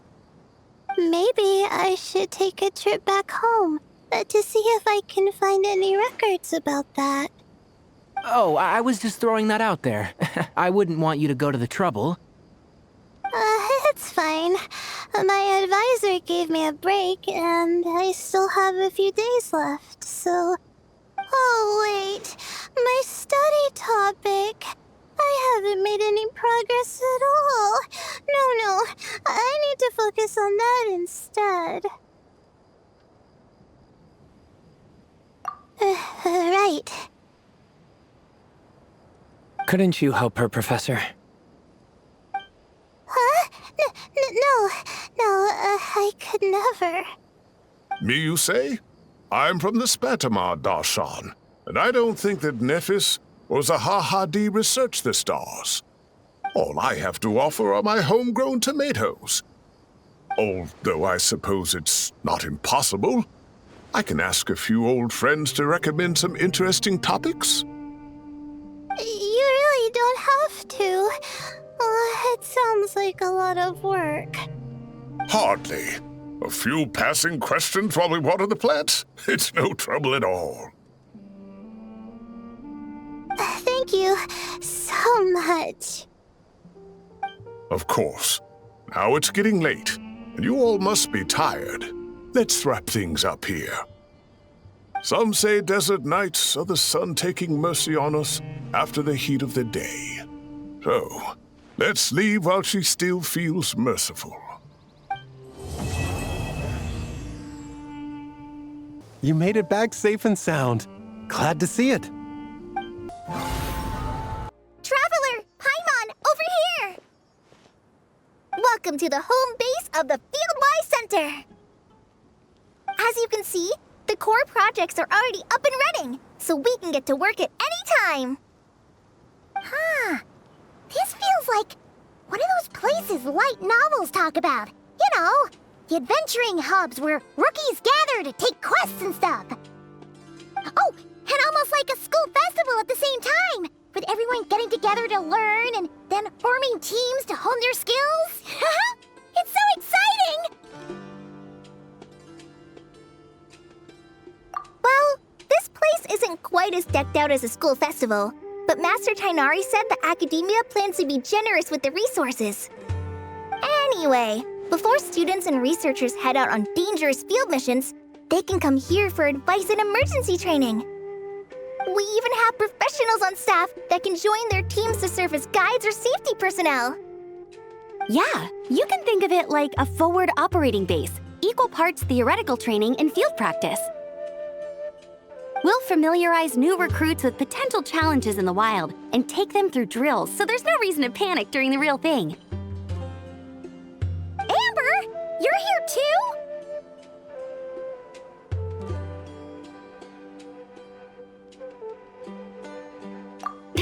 Surprised? I know I was. I'm off duty right now, so I was planning to just drop in on Collei for a bit. But I didn't realize how busy she'd be. I'm not the type of person to sit around and watch, so I decided to be her assistant. Sorry, Amber. I didn't mean to put you to work during your time off. Don't worry about it. A little relaxation balanced out with some fulfilling work is a great vacation in my book. Plus, I've learned a whole bunch of stuff too. And I got to see the Traveler in Paimon again. I mean, it just keeps getting better. We should have a giant feast once we're done here. How does that sound? A feast with the first friend we met in Sumeru, and the first friend we met on our whole journey! Oh, that sounds just about as awesome as a giant plate of sticky honey roast! All right, down to business then.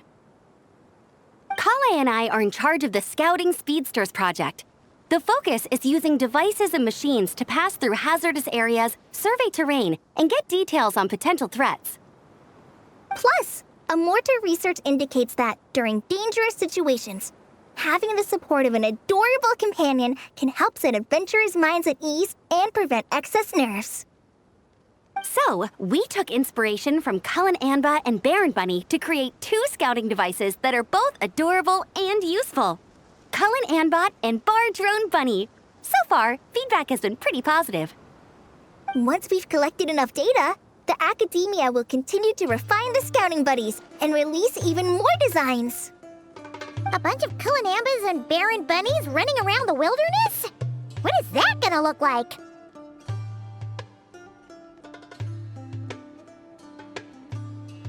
Plus, with you to guide our 2 little scouts, we'll be able to obtain some great data. Once you have a more complete understanding of the Fieldwise Center, you should come test them out. Now come with me. I'll introduce you to the other consultants. Oh yeah, the lady with the greenish-blue hair also has a super adorable device over there. But it does something completely different than our scouting buddies. I'm looking forward to seeing it in action. Oh hey! Another familiar face! Come on, let's go say hi! I should adjust the legs so Bardrone Bunny can run even faster. It's really that popular. The internal locomotion mechanism is clever enough, and the execution on the terrain recognition, remote control, and weight detection modules isn't bad. But the appearance... it might as well be a doll for a child. No, this won't do. Madam Faruzan, great news! The Traveler and Paimon agreed to join! The Fieldwise Center just leveled up big time, huh? Hello, Madam Faruzan! We're here to help! Well, look who the cat dragged in. Excellent job, Collei. Snagging 2 top experts with undeniable adventuring expertise. Now the League won't be able to say a word, no matter what kind of feedback I give. Now tell me, what do you think of this puzzle, pal? Whoa! It looks just like you!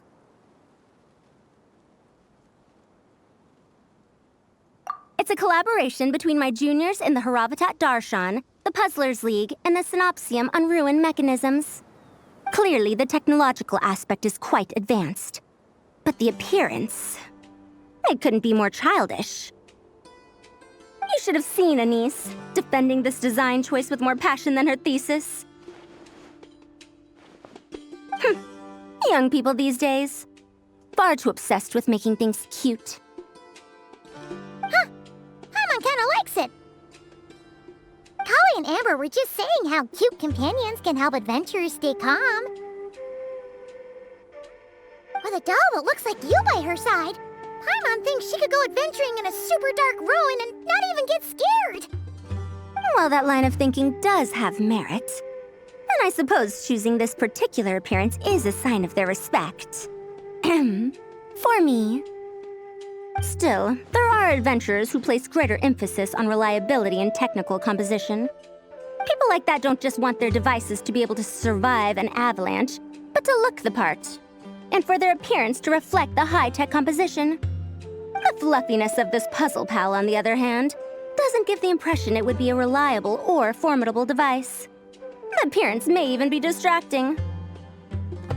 Now picture this. A thick metal casing, square in shape, with a matte finish and openings to showcase the complex technical composition. That would have much more visual impact. I'm the perfect example of this. I have a youthful appearance, and so people question me on occasion. If I had a head of white hair instead, things would be different. Really? Then, do you want Paimon to talk to them? She has white hair. What? No! That's not the same thing. I didn't realize you had such strict views about this, Madame Faruzan. Huh? So, even you prefer this version? Well, if that's what you really think, then fine. You'll have to come back and test it out on some puzzles, Traveler. I'll rate your effectiveness in using the device and come up with a user manual based on your performance. As for improvements to its appearance, long-term observation is required, so I'll put that aside for now. I've already selected a few of the most suitable domains, so we can begin the puzzle-solving process at any time. Thanks, Madame Faruzan. I'm just gonna take the Traveler and Paimon to see the final project. But it shouldn't take long. Don't worry, Collei.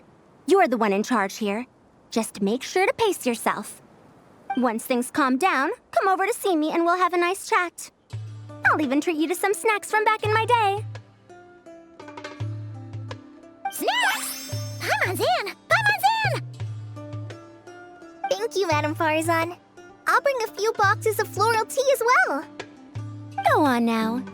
Do me proud. Perhaps we shouldn't change it after all. This last one is a long-term project we're calling the Security Division. Thanks to General Mahamatra Cyno, we've been able to bring Dehya on as the instructor and Candace as the coordinator. They're putting together a combat test right now, but they should be back soon. Hey, looking for us? Guess we showed up right on cue then. Wait, the Traveler and Paimon are joining as well? That makes things a whole lot easier. Sorry for keeping you waiting, everyone.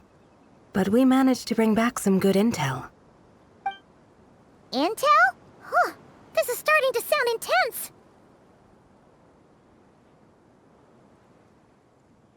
Of course. What better way to protect the students than to sweep through the desert and rid it of all potential dangers? Not a bad plan, right? You in? Not the best time for jokes, Dehya.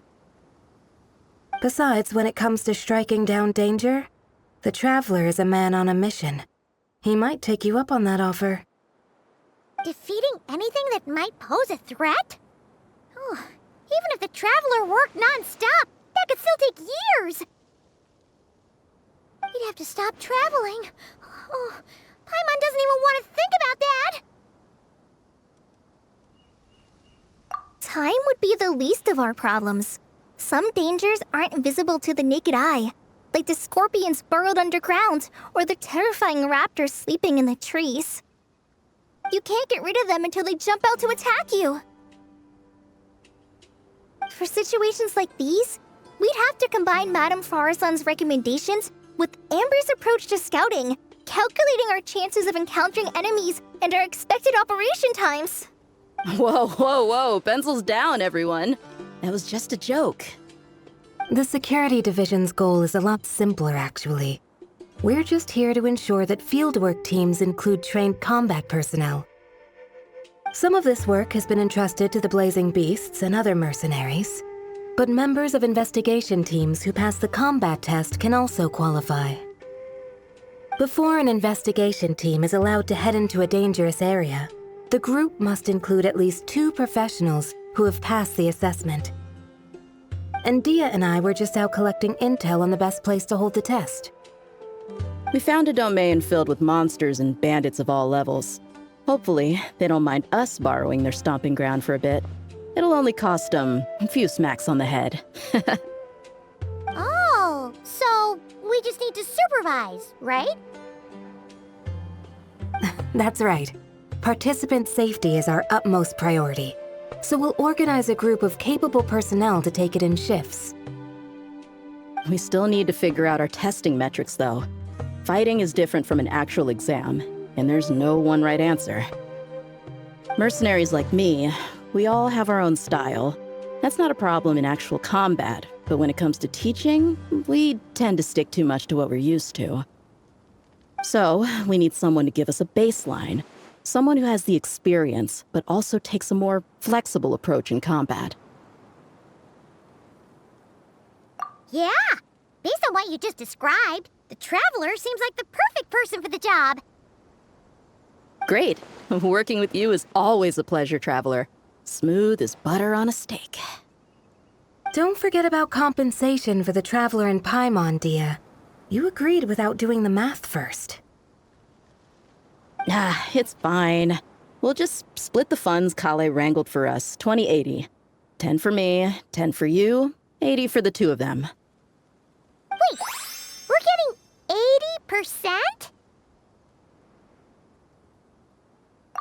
80%? Don't sweat it. We're just in charge of the long-term operations. You're the one setting the metrics for the whole thing. So I think we got the better end of the deal. We've talked about a partnership in the past, haven't we? Well then, consider this the perfect place to start. Then I'll draw up a detailed overview of the compensation so it's clear for everyone. That'd be great. And don't worry, Miss Candace. About that piece of land you're leasing to the Akademiya, the one used for grain storage, I managed to get them to agree to a 30% increase in their rent payment. Oh, thank you. Those funds will go to fixing up some of the village facilities, which should make for a more comfortable experience when investigation teams stop there in the future. All right, we should finish up our arrangements for the combat test. Stop by our station when you're ready, Traveler. See you soon. Oh, you sure are the beating heart of this operation, Collei. You brought the whole gang together! Oh, no. I'm just doing what I can. I still have so much to learn, so much work to coordinate. But for now, let's just give it our all. You bet! We'll make the Fieldwise Center the best it can be! Hey there! Ready to go full speed ahead with Cullen Anbot and Barjone Bunny? Our 2 scouting buddies are tuned up and ready for testing. Don't worry, I'm using this station as a temporary office for the Fieldwise Center as a whole. But it hasn't been too bad. Just a lot of data processing for our scout bots and some paperwork. Oh, and we also give suggestions on how to modify the internal mechanisms. When an investigation team comes along, we register them and check if emergency training is needed. Then we take care of the departure procedures, allocate the required personnel and equipment, and then we monitor the situation with their camp provisions and touch base with the logistics staff. I don't mind. It's just temporary. The center hasn't been open for too long, so we're still working out the kinks. Yeah. Plus, verifying travel qualifications and keeping an eye on logistics is nothing new for me. And the Akademiya is sending specialists to set up a formal administrative team soon. We just have to show them the ropes. Some of them are here already. So once that's set up, and the researchers submit their certifications, we can start delegating the work. And then we can take a well-deserved break. I asked Lisa and Kaya for some recommendations before leaving, so I have a list. Time's been a bit tight this trip, but Collei took me around Sumeru City, and we had tons of amazing food. She's one busy gal, though, so I didn't want to drag her from place to place. It made more sense to spend time here helping her out. I'm sorry, Amber. For what? I'm having a blast. Seeing you take the reins, seeing your friends place their trust in you, even rely on you, it makes me so happy. Traveling, relaxing, I can do that whenever. It's not like this is my last time here. Besides, once we're done, there will still be more than enough time for sightseeing. That makes me even more determined. You don't need to worry about me, Amber. I've got this. No rush, whenever you're ready. Yep, we'll be here. Oh, you're back. Ready to delve into the art of solving mechanical puzzles? Or did you want to have a chat? As you wish. When it's you doing the asking, I'm an open book.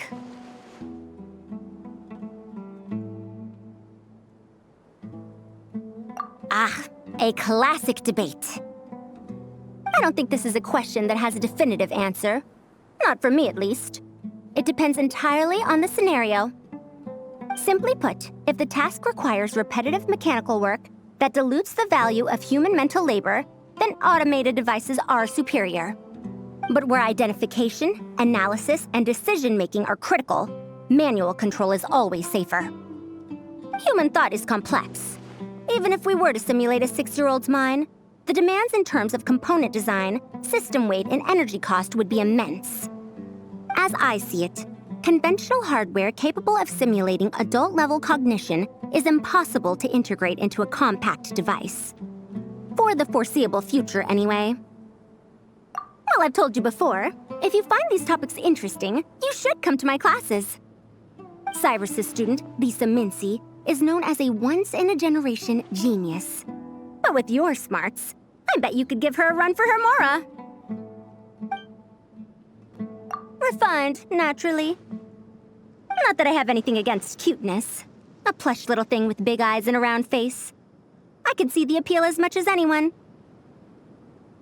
But at my age, clinging to such objects like a child is somewhat undignified. Now, some of the newer stuff on the market is just exquisite. Made with the finest material, sculpted in elegant lines with features that glitter like gemstones. The element of cuteness is there, but it also doubles as a piece of art. Wait a second. I thought your questions were going to be academic in nature. What is the meaning of this?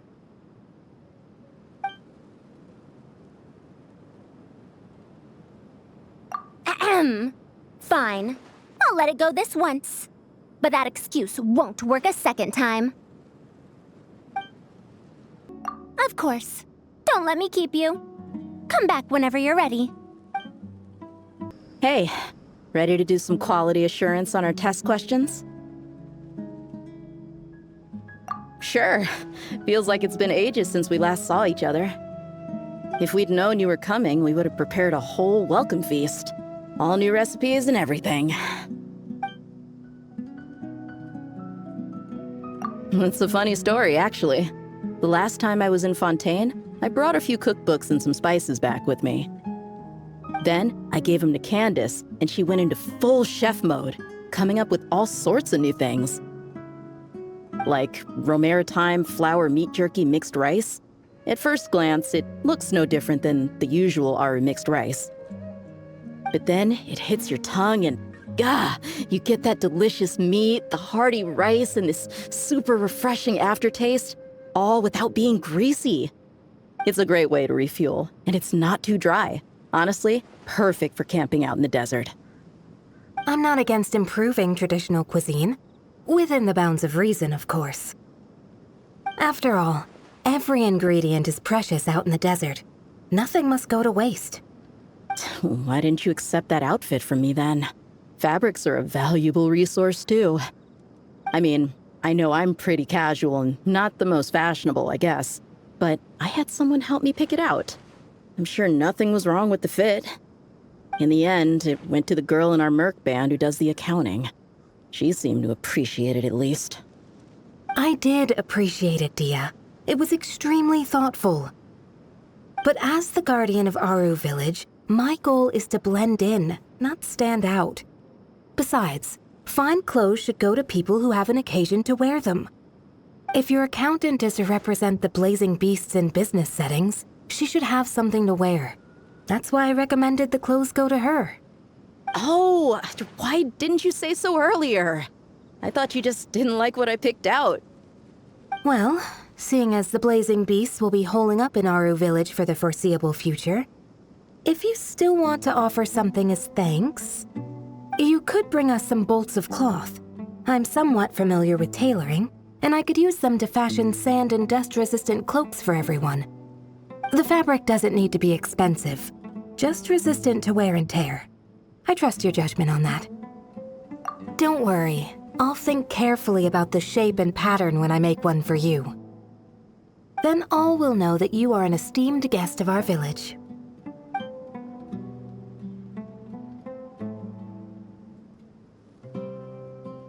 Oh man, I'm getting kind of excited. In that case, maybe I'll head to Liyue next. I've heard you can get some really nice fabric there without breaking the bank. Oh, and they've got a huge selection of silks as well, if that's what we're going for. But they've also got security in spades, so no merc work for us. We'll just be tourists, polite, well-behaved travelers. Once we're done here, I'll make a plan with the rest of the beasts. Nice. Sure takes you back to the gliding test days, huh? I like the enthusiasm. I can see a thirst for knowledge shining in your eyes. So let's see what you've got. Wonderful. Just don't forget to pace yourself. Yep, all you gotta do is defeat a certain number within the time limit. But hey, leave some for the trainees, okay? Good news, everyone! The Fieldwise Center is getting a lot of praise from important scholars all throughout the Akademiya. Soon, they'll send a team of specialists to take over the management of this place, based on our recommendations. So, thank you for all the support. Wow, sounds like your hard work paid off, Collei. And you're overseeing the transition yourself. Well done. The young students today could learn a thing or two from you, Collei. Your confidence, your proactiveness, your leadership. It's admirable.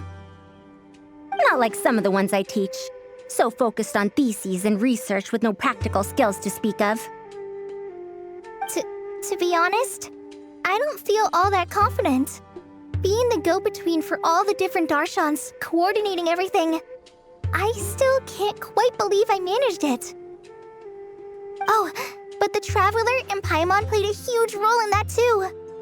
I can't thank you both enough. Yeah, we're used to this kind of work. So for us, this was more like a super special camping trip with friends. You know, a few puzzles here, a little exercise there. It was super fun. Pretty much a piece of cake. Oh, man. Now Paimon's hungry. Hey, now that we're all done, why don't we go get some food to celebrate? Candace and I are 2 steps ahead of you. This way, everyone.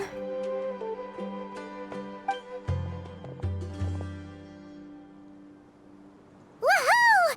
A feast! Perfect timing.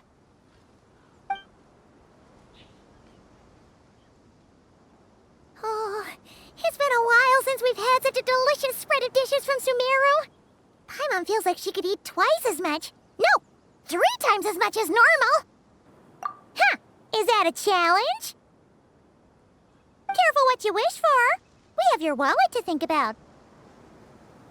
It's been a while since I've had food from the desert region. It's nothing like I remember. Now this is the real deal. Everything I've tried before pales in comparison. That means a lot, Madame Faruzan. If all the researchers who came to our village were so polite, we would have an occasion to offer feasts like this more often. By the way, you planning on doing any sightseeing, Miss Amber? You came all this way after all.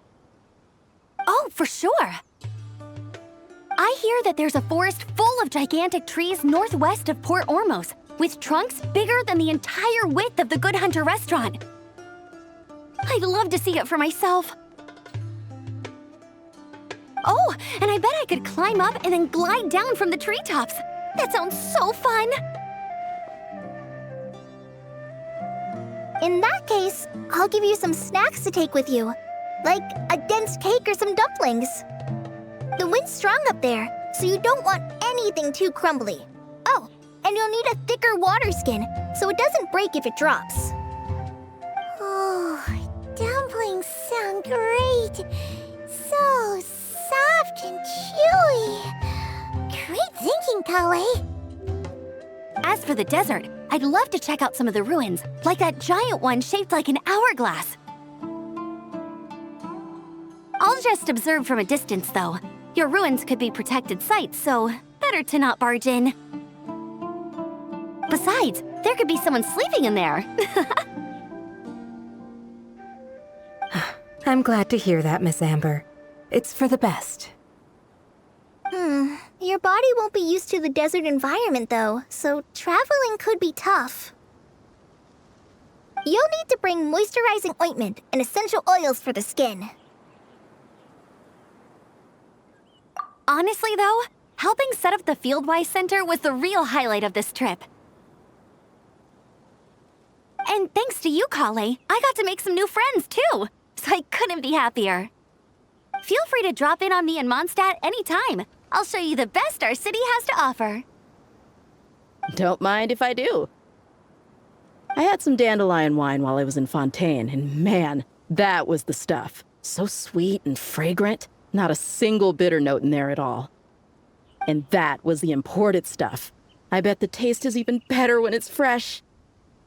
I'm looking forward to downing a couple of barrels already. It couldn't hurt to take a break from wine either. Those children gave you some hennaberry thorn powder, remember? You could make some tea. Come on, Candace. It's just a taste.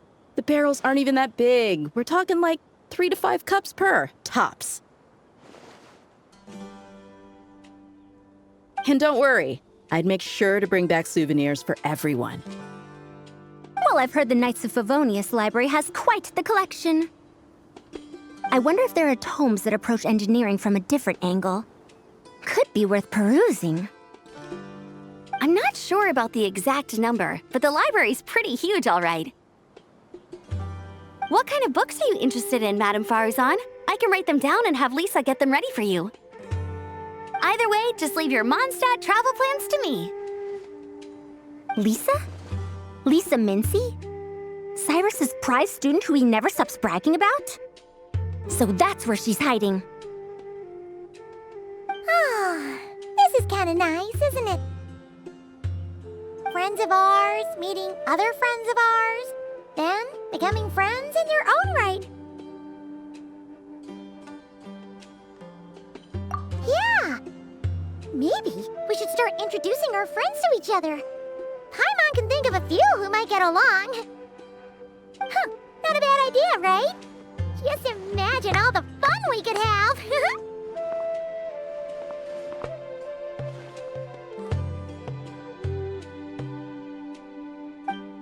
Don't worry, Candace. I won't drink too much. Trust me. I'm not worried about that. I just think drinking some nutritious tea could help counteract some of the negative effects on the body. That's all. Well, lucky for me, I know how to drink in moderation then. Oh, and I've got quite a bit of that tea still, okay? So, thanks for that, but no need to send me more right now. Oh, and thank the kids for me as well. With this experience under my belt, my next trip out here should be a piece of cake. Of course, this one isn't over yet, but you've been going non-stop these past few days. Maybe we should head back to your place and take it easy for a while. Sounds good to me. I have a bunch of ingredients, snacks, and knickknacks back home that I've been wanting to show you. I had a wonderful time. Yes, a wonderful time indeed. Now to write a list of texts to send back with that enthusiastic young girl.